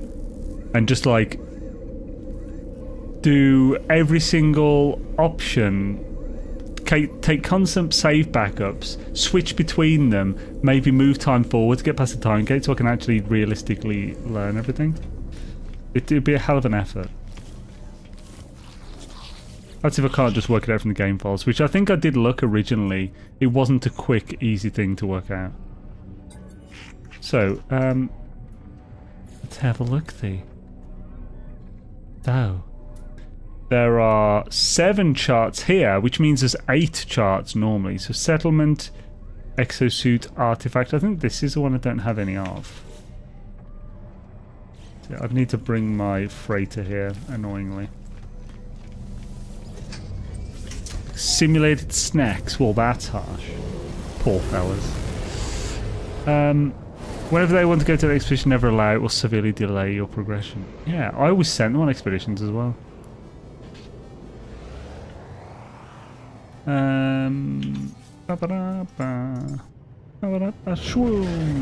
cool thing is we'll be able to see the freighter from inside the station.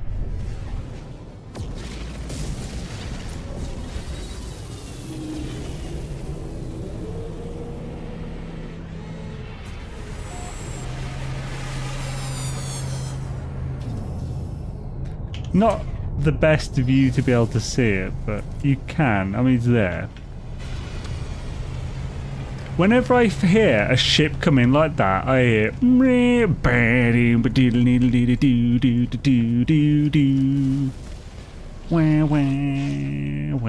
You know, the music that plays when you go into a space station. Right.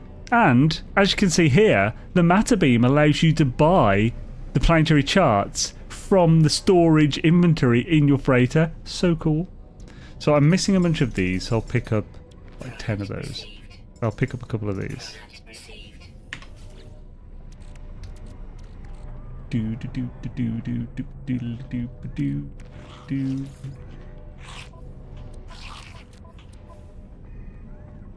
So this is one I'm missing. Trying to get the right order. So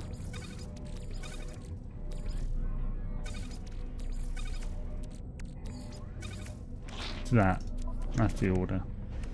Order. Shabba.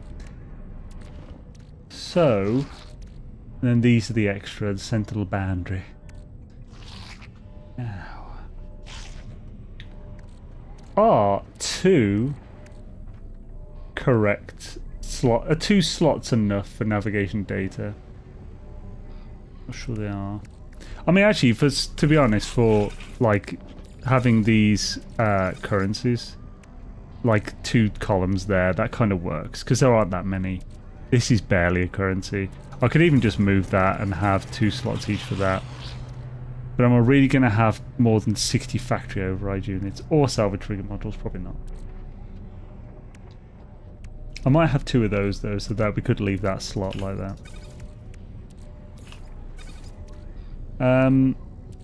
Then it's nice and neat.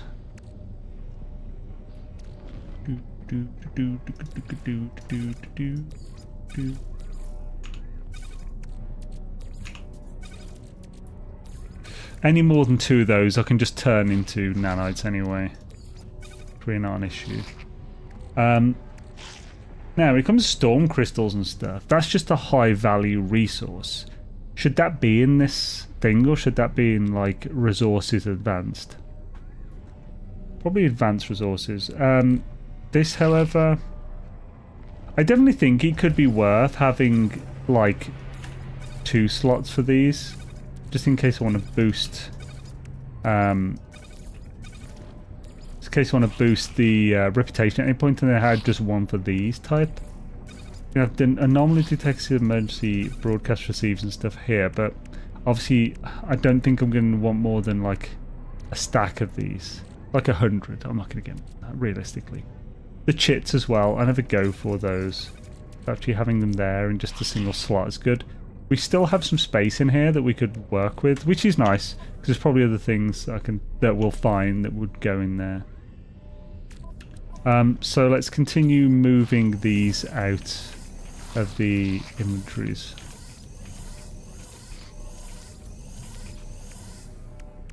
Now this would be a crazy curiosity box. There's going to have to be some kind of miscellaneous, I feel.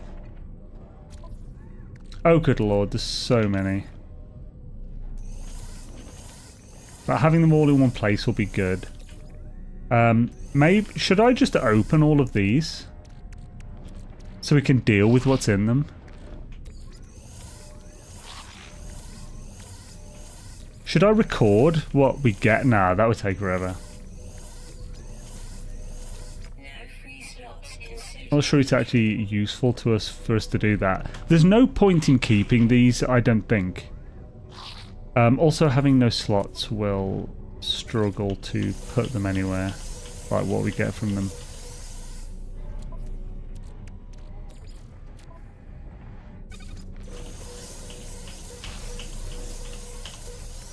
Gonna get loads of friggin'... Actually, just do it here. Get loads of modules from these.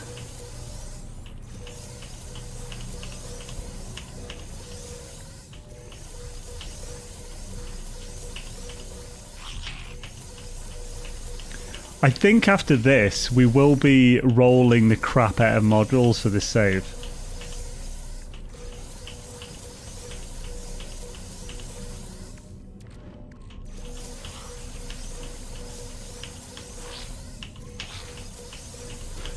That one NPC on the anomaly asked for stone crystals in exchange for a whopping 10 hours. Oh, ew.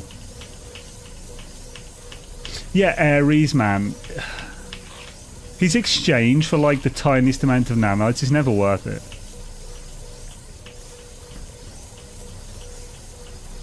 I mean, obviously, you'd be way better off selling those storm crystals than buying these suspicious packets, arms, or technology. Not goods. There's 3 of them. You can buy these at Pirate Systems for units.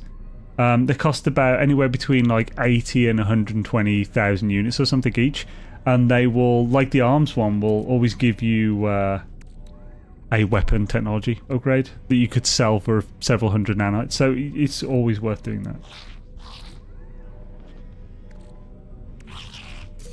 Oh, balls! Always having a way to turn units into nanites is great.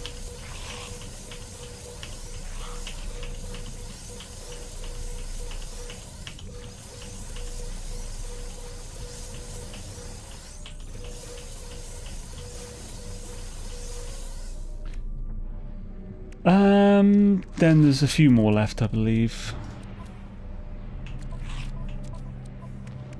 Okay, there's more than a few. What happens if I open them here? Where do they go? Probably in my exosuit. Let's just open them here.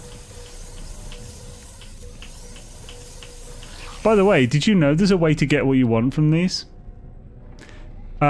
Essentially, work out what is in the what's in the drop list, what they drop, and make sure there's only, like, fill your inventory with ferrite dust or something, just 1 in each slot, and only have one of the thing you want from there in, so it will stack onto it. Because when you click it to open it, these don't just always have, they're not just always going to give the exact same thing. It's a time-based loot drop. So if you click it and it fails to give it to you because your inventory is full, click it again, it will re-roll what it's going to give you. So you can basically do that. Oh. What the frickery? Is he going to keep doing that? Oh, thank goodness. I need to sit down and kit out my jetpack sometime soon. Yeah, it's like, if you really want to do the best, it's like, it takes some effort, man, and time. I wonder what HG planned to those 4 doors to the left in the space station. 4 doors to the left. Oh, wait, the ones at the top of the ramp, like. Ah. I'm unsure. Yeah, I'm not sure if they actually have ideas for that. It'd be cool if they did, though. Well, actually, I mean, if they're going to do the guild halls, like I hope they will, and like buildable areas inside a space station for people, which I think is definitely a high possibility they'll add at some point. That's a good place to have those doors.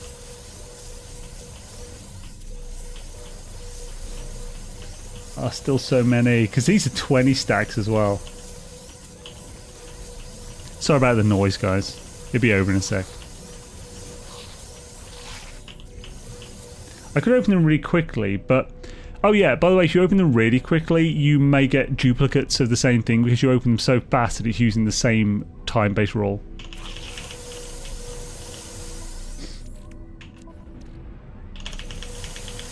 Which, because it's RNG anyway, it may backfire, it may not, because you may just get multiple modules or something.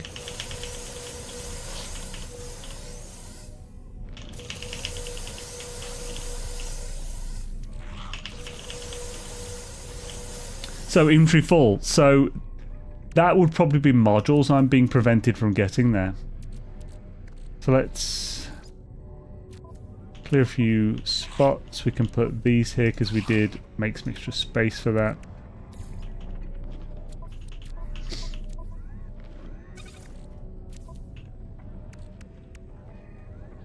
What else? Do do ba doodle doodle doodle doo do ba doo doo. Wah wah wah wah wah boo doo ba doo diddle diddle doo doo ba doo diddle diddle doo doo ba doo diddle diddle doo. Ba ba ba doo Oh, it feels good to have a place to put this stuff as well. Oh, it's lovely.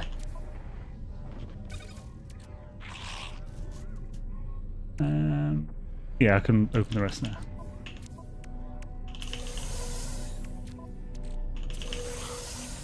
Cool, I think that's all the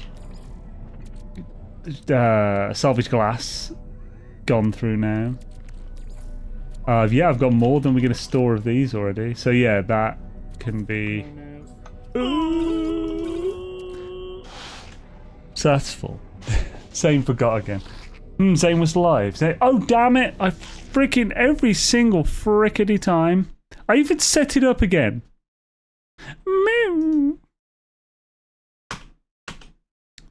I mean, it's only for the last half an hour or so, but I've now put it out on the Discord that I'm live. Frick's sake. Thank you for the reminder, Dark Lord. So that's full of them. So yeah, wow, we got so many of these modules now. That's a lot of nanites. Ares gives less nanites salvage data than if you put them in a refiner. Oh, that's so horrendous, isn't it? And then finally gives you 15. The best thing to salvage data, if you're on an expedition, is to learn a plan with each of them, and then you get 120 nanites for each one you land. Best way of making money if you're really early on, ancient bones, man. So like, if you haven't got any kind of anything built up on your save yet, just do ancient bones. It won't take you long to find ancient bones planet. Just check systems that are yellow, spectral class systems in the galactic map, with multiple planets, like 5 or 6 planets. You'll eventually see one. Yellow ones have a high chance of lush as well. You'll probably find a paradise planet and stuff, which is nice. Put a base there. There are others like salvageable scrap, but so ancient bones will have burial sites with multiple bones most of the time. Salvage scrap will only have a single salvage thing, so one salvage scrap is likely to be higher value than one ancient bones, but a salvage site will generally only have one. An ancient bones burial site can have up to like 12 or 9 or something. There's also storm crystals, but when you're really first starting, storm crystals aren't super easy to get because of the extreme nature of it. You also have to wait for storms. But you could get like the Minotaur and go storming or get a bunch of technology. That's not an issue, but obviously you want to get into a place before you can afford to get the technology. Now, if you've been going for a while, like, I don't think trading's all that. Unless you've got an actual solid trade route packed up, trading's meh. But if you've got a trade route, it's pretty damn good. That's a lot of setup. Obviously the end goal one is like stasis devices, but that's like, you need a lot of setup for that. You need progress as well as actual building the farms and stuff. But you could just do the setup and then use someone else's farm. We have loads of public farms and stuff you can go to. That's going to be the best. Got a notification, flat woot woot. Yo spades, there's in game, bruv. And if you are like mid-game's tricky. What's the best in mid-game?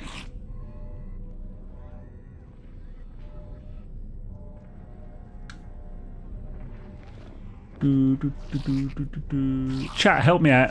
Trying to think, is there anything good for mid-game between like stasis devices and stuff? I mean, I suppose halfway to stasis would be a way. So like you could like sell circuit boards and stuff. So you just have the crop farm aspect of a stasis device farm. Just build circuit boards, living glass, which you could then later add on to make the rest for stasis devices. That's definitely an option. Scrapping ships, that's not a bad idea, yeah. Scrapping ships. Is chlorine still good though? Because they lowered the values of a lot of the resources to promote actual crafting instead of just like activated Indian farms. I can't remember what they did to chlorine there. It's so frustrating that even the weekend Nexus mission was broken. Nice beard trim by. Thank you, Vorking. Whoop whoop. Gonna play an NMS. Constant crashes on PS5 since last update. Can't even Enter atmosphere. Oh, that sucks. Although, yeah, they have released 2 hotfix updates over the past 2 days. So it might be worth looking into them. I can't find the right planet. I can't find the right planet. What, for a chlorine farm? Or do you mean for, like, bones and stuff? Oh, since that update's broke, that sucks. Hopefully they'll fix it pretty quickly. Those patches broke. Ugh. Especially Inceptor's big one. Yeah, Incepts are good. Incept's the best ship as well.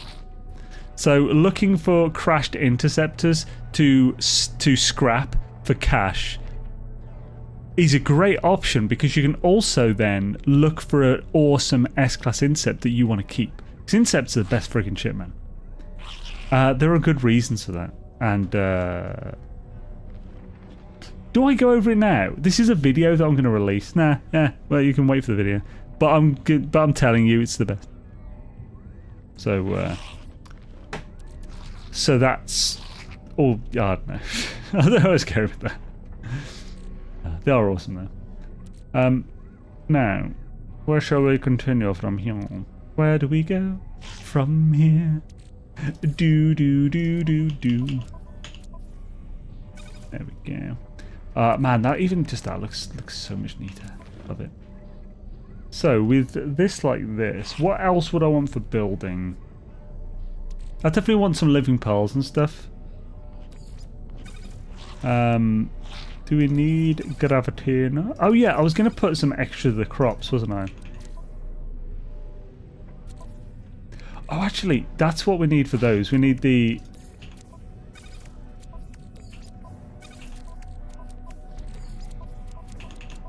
There we go. That's fixed. And also a little bit of Monica in my life. A little bit of just to go by my side. There we go. Resources common. Sorted. What? Now, do I need more than a stack of all these, even for building? Not generally. Maybe we should ignore that. This advanced one. Oh, I could have also put those in the 3 slots down here. It's really tough to know exactly where to put everything. Good. So we can... Oh, what's that happened there? Oh, a maxed unactivated emerald, so I'll have to refine that just to get rid of that. Well. Yes. Oh, I've got more of these here.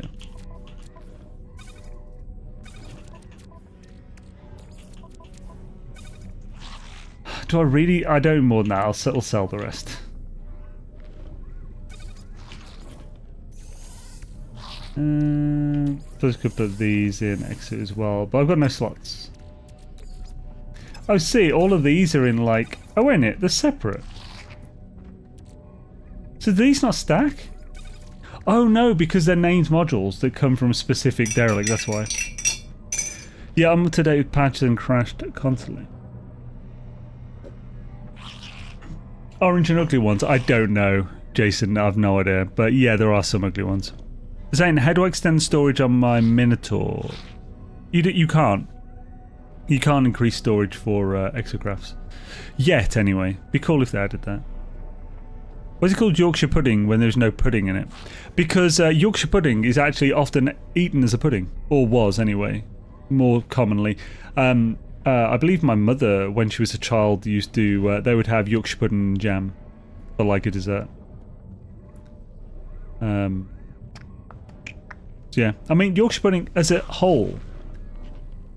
Like, it is similar to pastry, so you use pastry for pies as well as for, well, savoury and sweet pies. The two completely separate things, but very similar. Is it a similar thing to that? Like, it's a very inoffensive flavour, the actual basic Yorkshire pudding. I suppose for a dessert version, you would probably make it less crispy and more soft and velvety. That's terrible. The only issue I've had is not seeing other player bases. Oh, even that sucks. Well, unless you don't want to see it. Could you please make an updated money-making method? I can, yes. I'm actually... The next video that I'm working on that I'll hopefully get out as soon as possible is... does touch on this subject, but it only really touches on early game. But it's not focused on that yet, but I'll add that to the list. Yeah, there's a lot to go through because so many things have been added. But yeah, I can definitely get on that. These are all salvaged fleet ones. And these just need to get through and get rid. It has more of everything too. Oh, the building thing. I should definitely put these in there. Like the glitches? Absolutely. This is like the best place to put these. I'm glad I spotted this.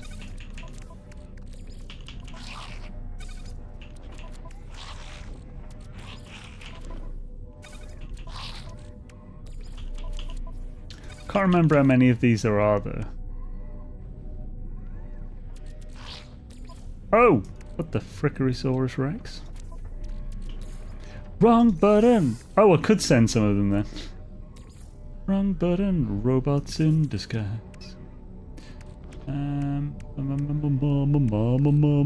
Skibbity doo ba dee ba dang ding dong doo doo doo doo doo beep boop boop boop boop skibbity doo. So that's a little glitch in there. I've got any glitch in here? Probably from past expeditions. That's where these are probably from.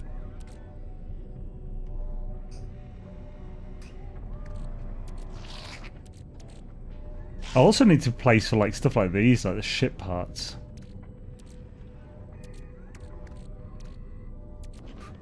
I actually don't see any extras in there. I could take those while I'm going back to the thing. This was upbeat. 14 from all those salvage glass. Crazy home slice.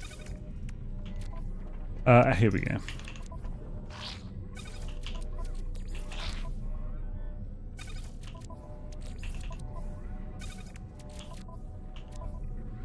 So I wonder how many of those there are, because that does depend. Oh crap, I got some of these as well.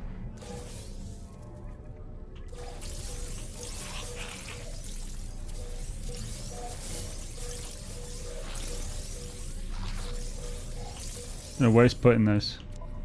But it's somewhere out there, beneath the pale moonlight.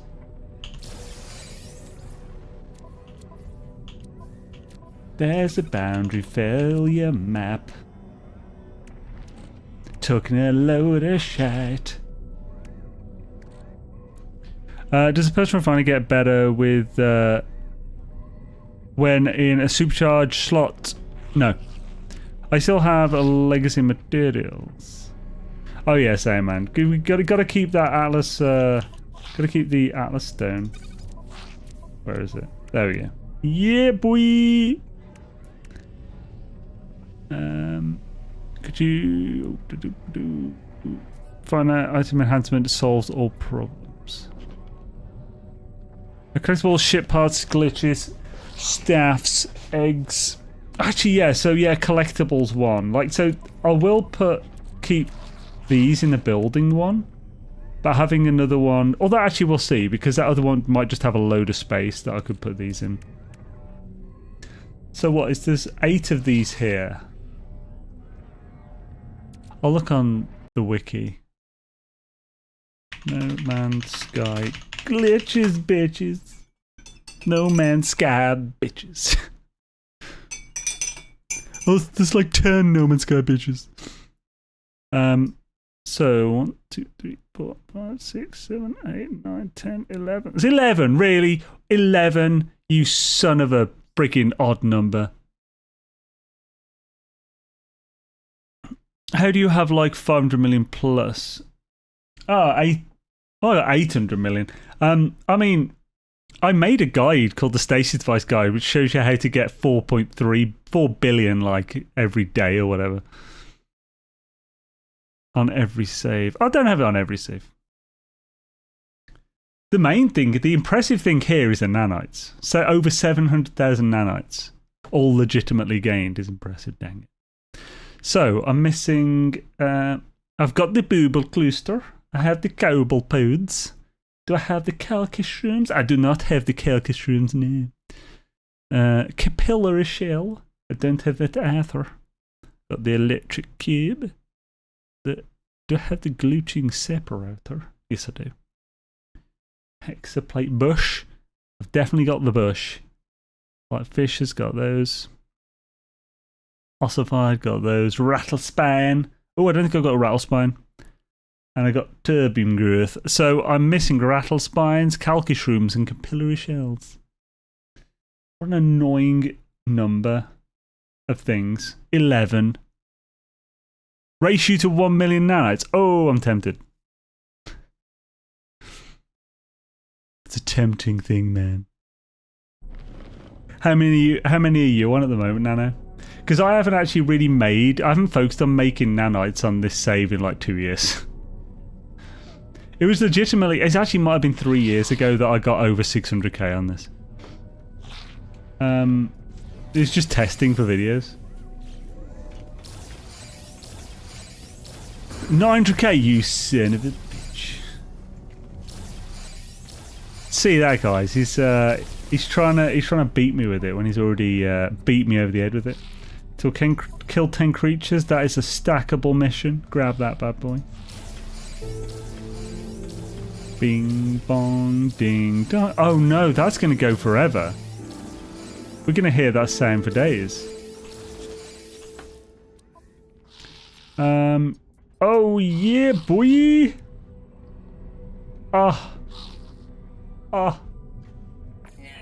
Screw you. Got nothing to do with it. But another ornate loot. That's a very specific thing. So I need to make room. Somewhere beneath the moonlight, you'll be dreaming, yeah. Ooh, so the collectible ones can also have fish and staff parts. Although actually staff parts and ship parts could be its own thing. I don't know. Tricky. It's a tricky bitch. Right, what can I... Oh, I can move that. Give me my salvage thingy. Yeah, you do have vid4, but it's so old. It is old, but most of it's still correct. But it's incorrect enough that I'm going to be remaking it soon. Oh, free will part. This is like some crazy crap to get free, man. Salvage frigate module. Oh. The issue is with that, I can just do this. I can just do this. You're collecting fishies. I do want to collect fishies. That's not my ship. Where's my ship? There's my ship. But thou shalt have a fishy on a little fishy. I keep staff parts in regular freighter slots. Does that allow you, when it's in the system, to put in and out of the slots then on the building machine? Should have a fishy when the board comes in. Oh, I didn't reload. So, I got in my ship and out of it. So, I can just reload and get another one. That is a friggin' problem with this. You can save scum it too easily.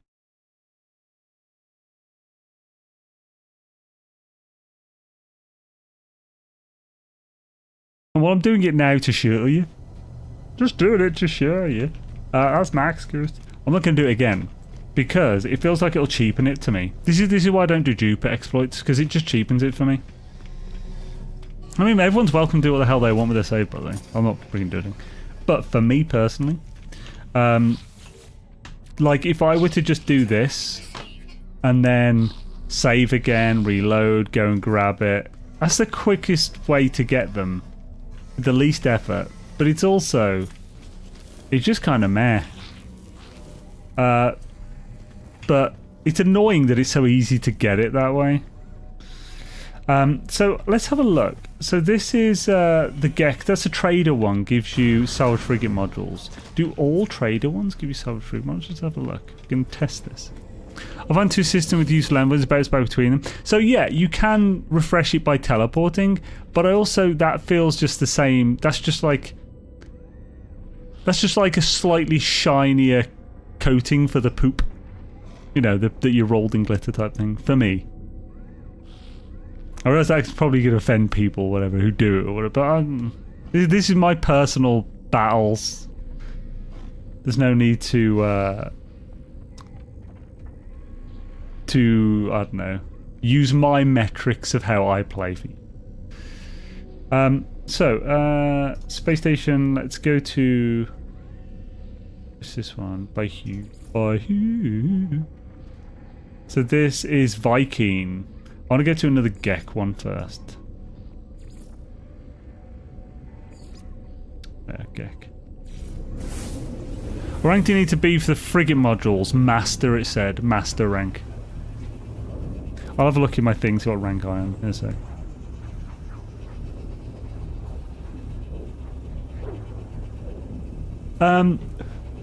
Hey, what's up? Is anyone able to help? Pardon me. Is anyone able to help me out? Please, I'm stuck in phase 3 Grand Tour. I've been going to all different types of Frozen Scorch Plus, and I still can't find the right picture. I'm on PS5. So, there are 2 ways to take a screenshot on PS5, Savage Uchiha. One of them is through the share button on the PS5 controller. So, like, one of them is through that button. And the other way is through the in-game quick menu, which is here. This photo mode. If you go into photo mode through this, and then take a screenshot with what it says on the screen to do, that should count. Now, I've heard on a PS5 there is a setting as well that may be blocking that. Someone else had it. Okay, here we go. Falcon Racer. In quick menu, you then use the button says. Okay, cool. So yeah, that one should work. If you're still getting the issue, there was someone in the tips video in the comments who had an issue, and both of them weren't working for him on the PS5. Then, so if I don't know, look for his comment. I think he found an answer and he wrote it. It's a share button by default. Hold the button. Hold the button. Oh, so it is the share button, not the quick menu? See, this is why I don't say which one it actually is. I just say there's 2 versions, try both. But you need to go through quick menu. Oh! Bloody hell. Find an envoy with these to donate stuff, keep donating. Same space region, share the same type of guild. What? All envoys in the same space region? No, they don't. It's linked to race. Isn't it? I thought it was. That's everything I've seen. Ship storage augment. Son of a bitch. Give me my free ship. So yeah, so it doesn't always give you the same thing based on the guild type. But it does give, it has given us an augment for each of those. What should I destroy? That's these. I don't care about extras those. A super easy way to get a small amount of nanites is to fish and then release a fish into water. Region is defined by what they show you in the warp map. Yeah, you mean like the galactic space region. But there's many different races in the systems within those regions. And from what I've seen, it's based on the race. So every Gek system should be that. Although, is that Explorer though? We found this connection ages ago, but I can't remember exactly what the connection was, so I could definitely be wrong. Let's have a look. Definitely worth checking now.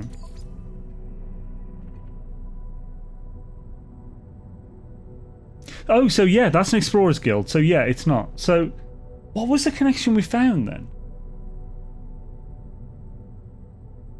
So everything in the same region is the same guild type, is that what you're saying? I mean, we can easily test that. It's independent of the race, yeah. So I'm trying to think, what did we find then?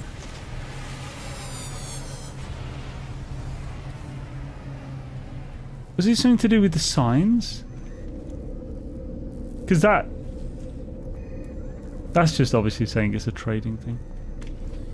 It must have been something different then, yeah. My apologies, yeah, it must have been something different I was thinking of for the connection. Yeah, include the envoy in the planetary archives. Ooh, that's cool. That's good to know. Nice one. So, anyway, that gave us a normal storage augment.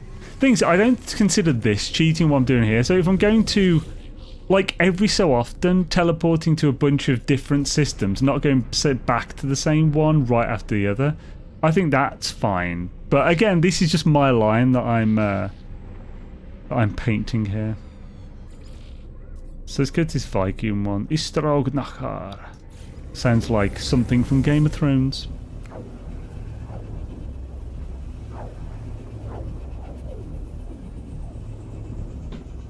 One point in the storyline, should you stop and go make money? So, that isn't a thing. This is a sandbox. You can stop and do whatever you want whenever you want. Like, there is no set linear path. There's no golden rule for this.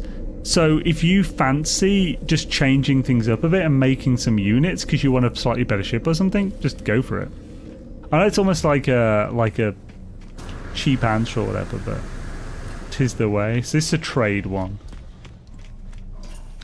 Thou shalt have a shitty on a little dishy. Okay, so I don't have the... I wonder if Explorers always have the augment then. No, this has cargo bulkhead, but it's the max one. Exalted. Man, that's a good one to have. Yo. The quirky Gek, what up? Shadaisy, man. Thanks for the raid, dude. Mr. Quirky Gekaroo. Awesome to have you. Mainly after you get the anomaly in the quest line. I say, so Dark Lord thinks then, yeah. I don't think it's race. Yeah, it wasn't, yeah. I don't know why I thought it was that. I'm not sure what it was. But get some free stuff like the basic wood building stoof. Oh, I see what you mean. So like you could go and spend a load of time getting salvage data from buried technology or whatever, to then buy a load of things that you would have got for free if you just carried on doing the base builder missions, that kind of thing. Lava, welcome back, man. Lava's finally back in No Man's Sky. Awesome, see you, bruv. I'll tell you that if I can. Son of a lack of space. Also, holy crap. Almost 1 million. Fusion. Oh, and it buy for. I'm glad I didn't just click those. These aren't all free supplies. Ah, so is that heavily... That's not worth that much, is it? Surely. Oak Guild discount 50%. So could I just... Let's buy it. Let's see what happens. I do not care about having a salvage research unit.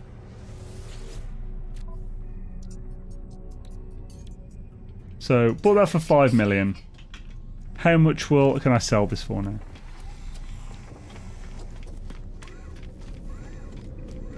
When the boat comes in.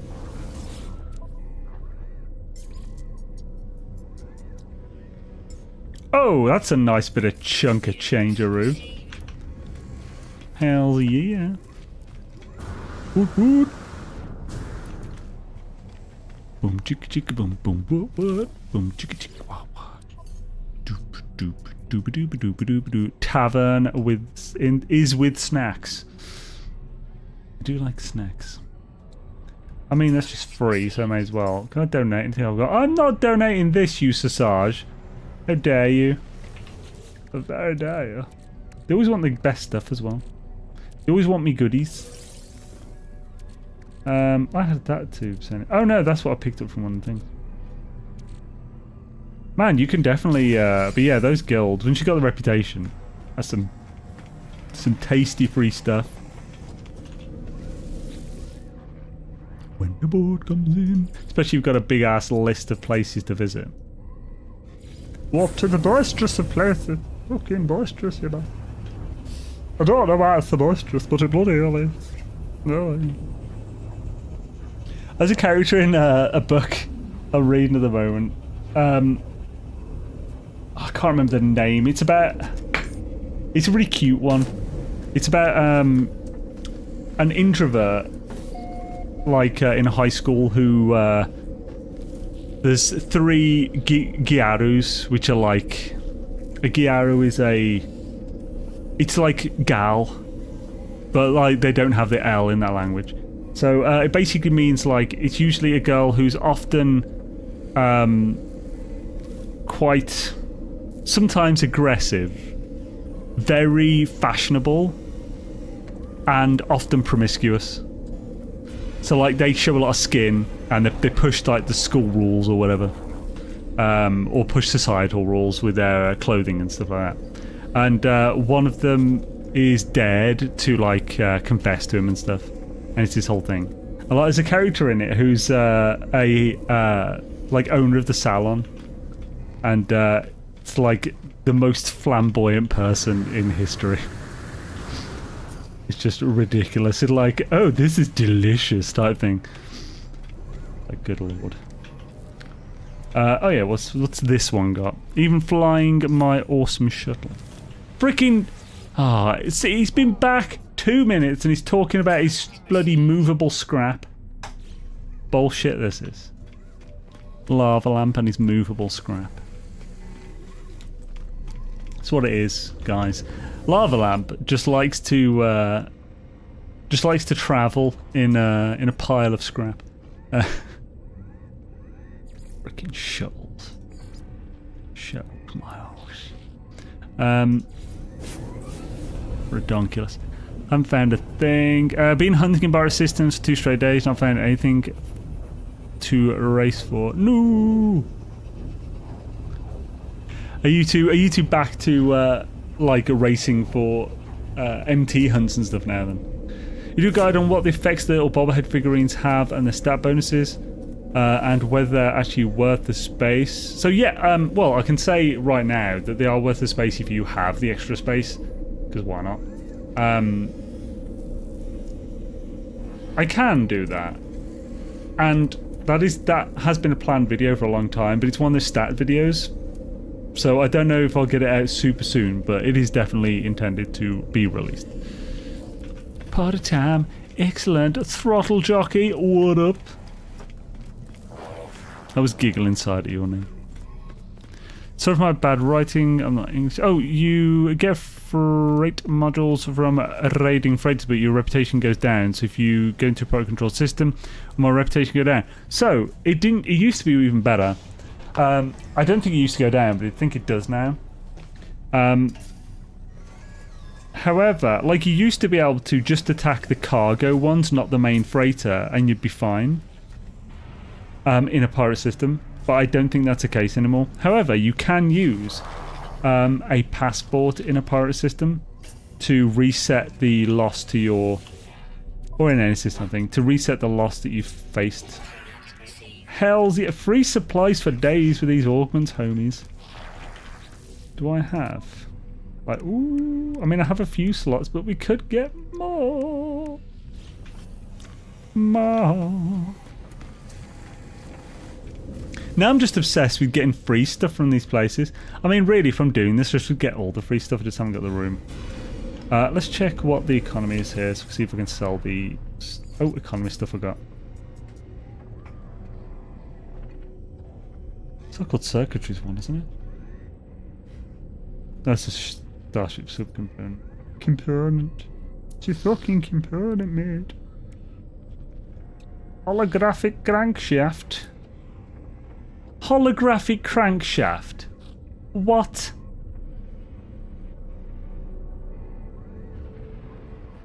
Doesn't the definition of a hologram mean it has no physical state?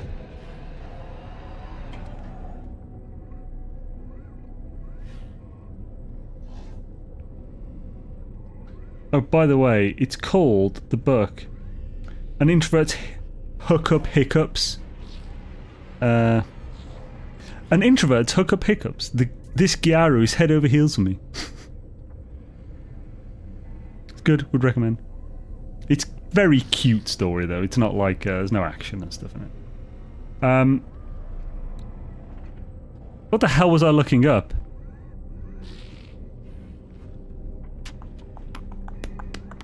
You need a high reputation to get it. Oh, holographic crank. Yeah, so definition of a hologram.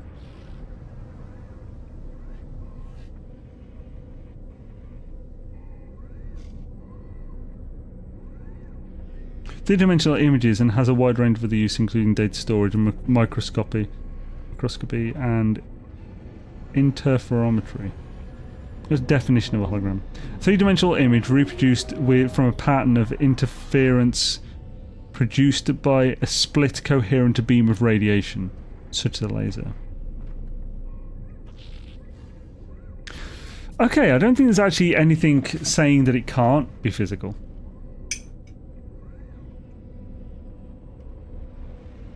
How much torque on a holographic crankshaft? I should watch the anime Dan for this season 2. Yeah, I've only seen the first episode so far, but it was really good. I was surprised at the like how far they went with the. Well, she's just in her underwear at one point, isn't she? The main character girl. I'm surprised it took it to that on Crunchyroll. But yeah, it was really fun, that one. I do need to catch up with it. I'm really far behind on ReZero as well at the moment. I'm like 4 episodes behind on ReZero Season 2. Mainly because, I often don't get a chance to... I only get a chance to watch animes, usually, just before I'm going to sleep. Otherwise, it just gets in the way of things. The issue is, I don't want to watch something particularly serious before I go to sleep. ReZero, less so Dan. But, like... ReZero is... It's not a chill show, is it? It's like, just constantly. It's like, oh, something horrifying just happened. Oh, did he just get eaten by 1 million rabbits? One of which, like... Actually, it only says he's in the book. So, in the anime, obviously, they just showed him getting eaten by, like, a load of evil rabbits. And it was horrifying. He was screaming in pain through the whole thing. What it doesn't say in the anime, which it describes heavily in the book, is that one like burrows into his ass and like eats him from the inside out. It's like, it is horrendous. I've watched Fate Zero. I've only watched like the first few episodes or something.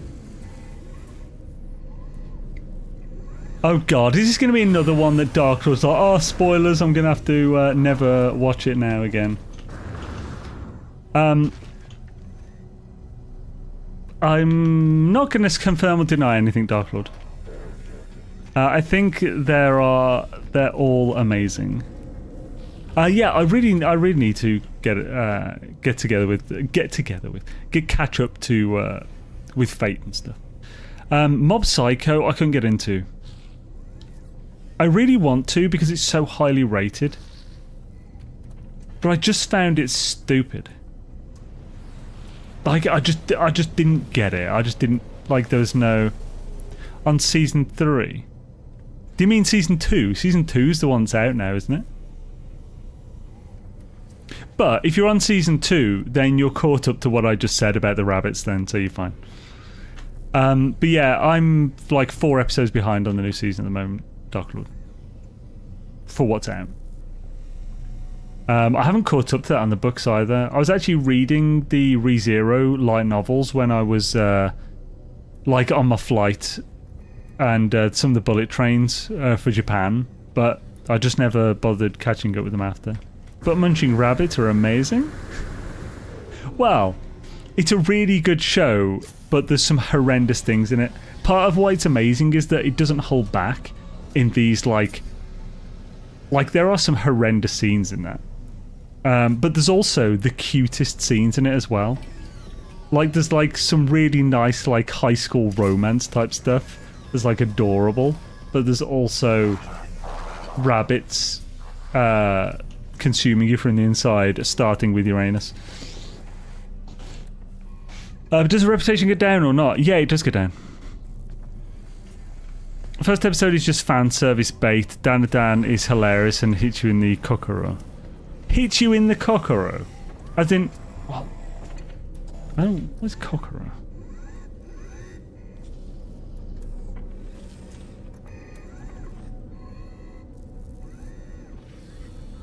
What's kokoro mean?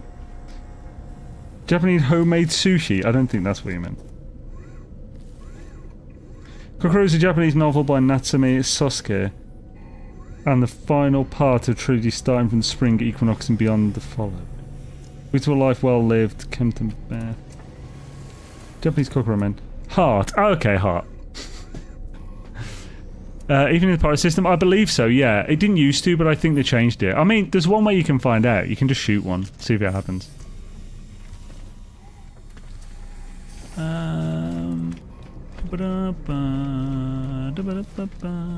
So yeah, I will definitely get back to Dan.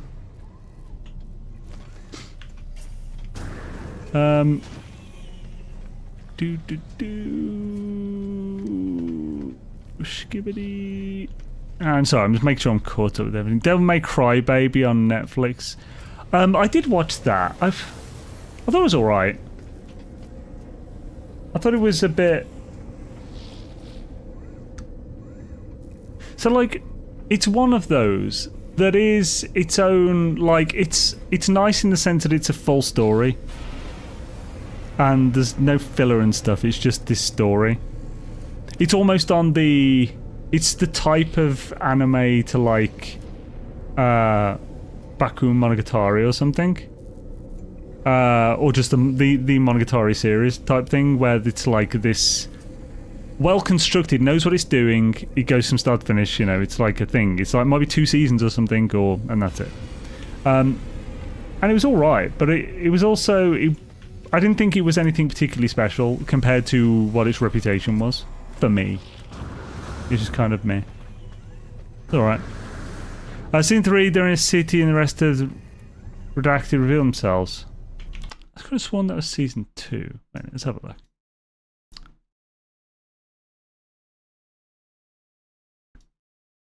Your time is spinning around. This is why I got ReZero in my head now. Oh, it is season 3. I thought it was season 2. What the hell was... Oh, of course. So, yeah, season 1 ends in a certain carriage and a certain memory issue. Yeah, then season 2 ends in a certain cold environment. Yeah, okay. Yeah, it is season 3. I don't know what's getting mixed up from that. Monetary is still going. The author just won't let it end. By what I meant by that was less like that it's a finished thing. Like the Monogatari things, while they are all interlocked, they are separate stories, aren't they? And it's almost that kind of... It's that kind of story. It's very... I don't know, it's different to the somewhat generic or just like, you know, I'm stuck in another world with my smartphone, oh, type stuff. Man, that series, I can watch it, but it really, there's so many tropes. My frick, man. My frick, there's so many tropes. Demon Lord 2099. I don't think I've seen that. I think that popped up. That sounds familiar. Demon Lord something popped up recently somewhere. Right. So we have so many of every friggin' module. We definitely don't need all the modules we've got though. We'll probably sell most of these, and then especially these. We'll need like 3 of each, and then we'll do rolling. Rolling on the river. That might be worth pardon me, that one was doing a video on as well. With I know I've done a video on rolling before, but I'm thinking of making a tool for tracking it that make it really easy. Don't recommend it unless you like VTuber. I enjoyed VTuber. I haven't finished it. So there's an anime about like a VTuber girl who loves Strong Zero, which is a very alcoholic lemon flavored drink in Japan. It's like 10% or something, but it's like you have it like it's the size of a can of beer, and like Strong Zero. Yeah, it's just, my goodness. I can't remember if I tried it while I was there. I definitely had some lemon flavored sake type drinks, like fizzy ones. They're actually delicious. I had one of them on a bullet train with some delicious little baked snacks and stuff. It was awesome. I was on one of the old-fashioned trains from I say old-fashioned, older bullet trains. So it's not old-fashioned, but it was going from Tokyo to Kyoto, and on that train only, out of all the ones I've been on, there was a smoking room. There's actually a smoking room on a bullet train. So I was like, okay, I've got to try this. And also on that train, there was seat service, so you could order on an app on your phone, and someone would just turn up with snacks and stuff and be like, here you go. It was awesome. So I took full advantage. So good. Right. So anyway, I think we're gonna leave it there today. This was a weird stream. I'm surprised so many of you actually hung out for this. Just so I was thinking, does anyone care that I'm going to be, like, someone organising my inventory? But I suppose we talked about a hell of a lot of stuff. We talked about stats and stuff, and I suppose a lot of the fun and pull is talking and like answering questions for like tips and stuff and interesting things in the game. So, and that's what we covered. So, oh yeah, Monetization is not isekai. It's well, I didn't mean it was an isekai. It wasn't an isekai either. It was. I was saying it's not. It's not like a.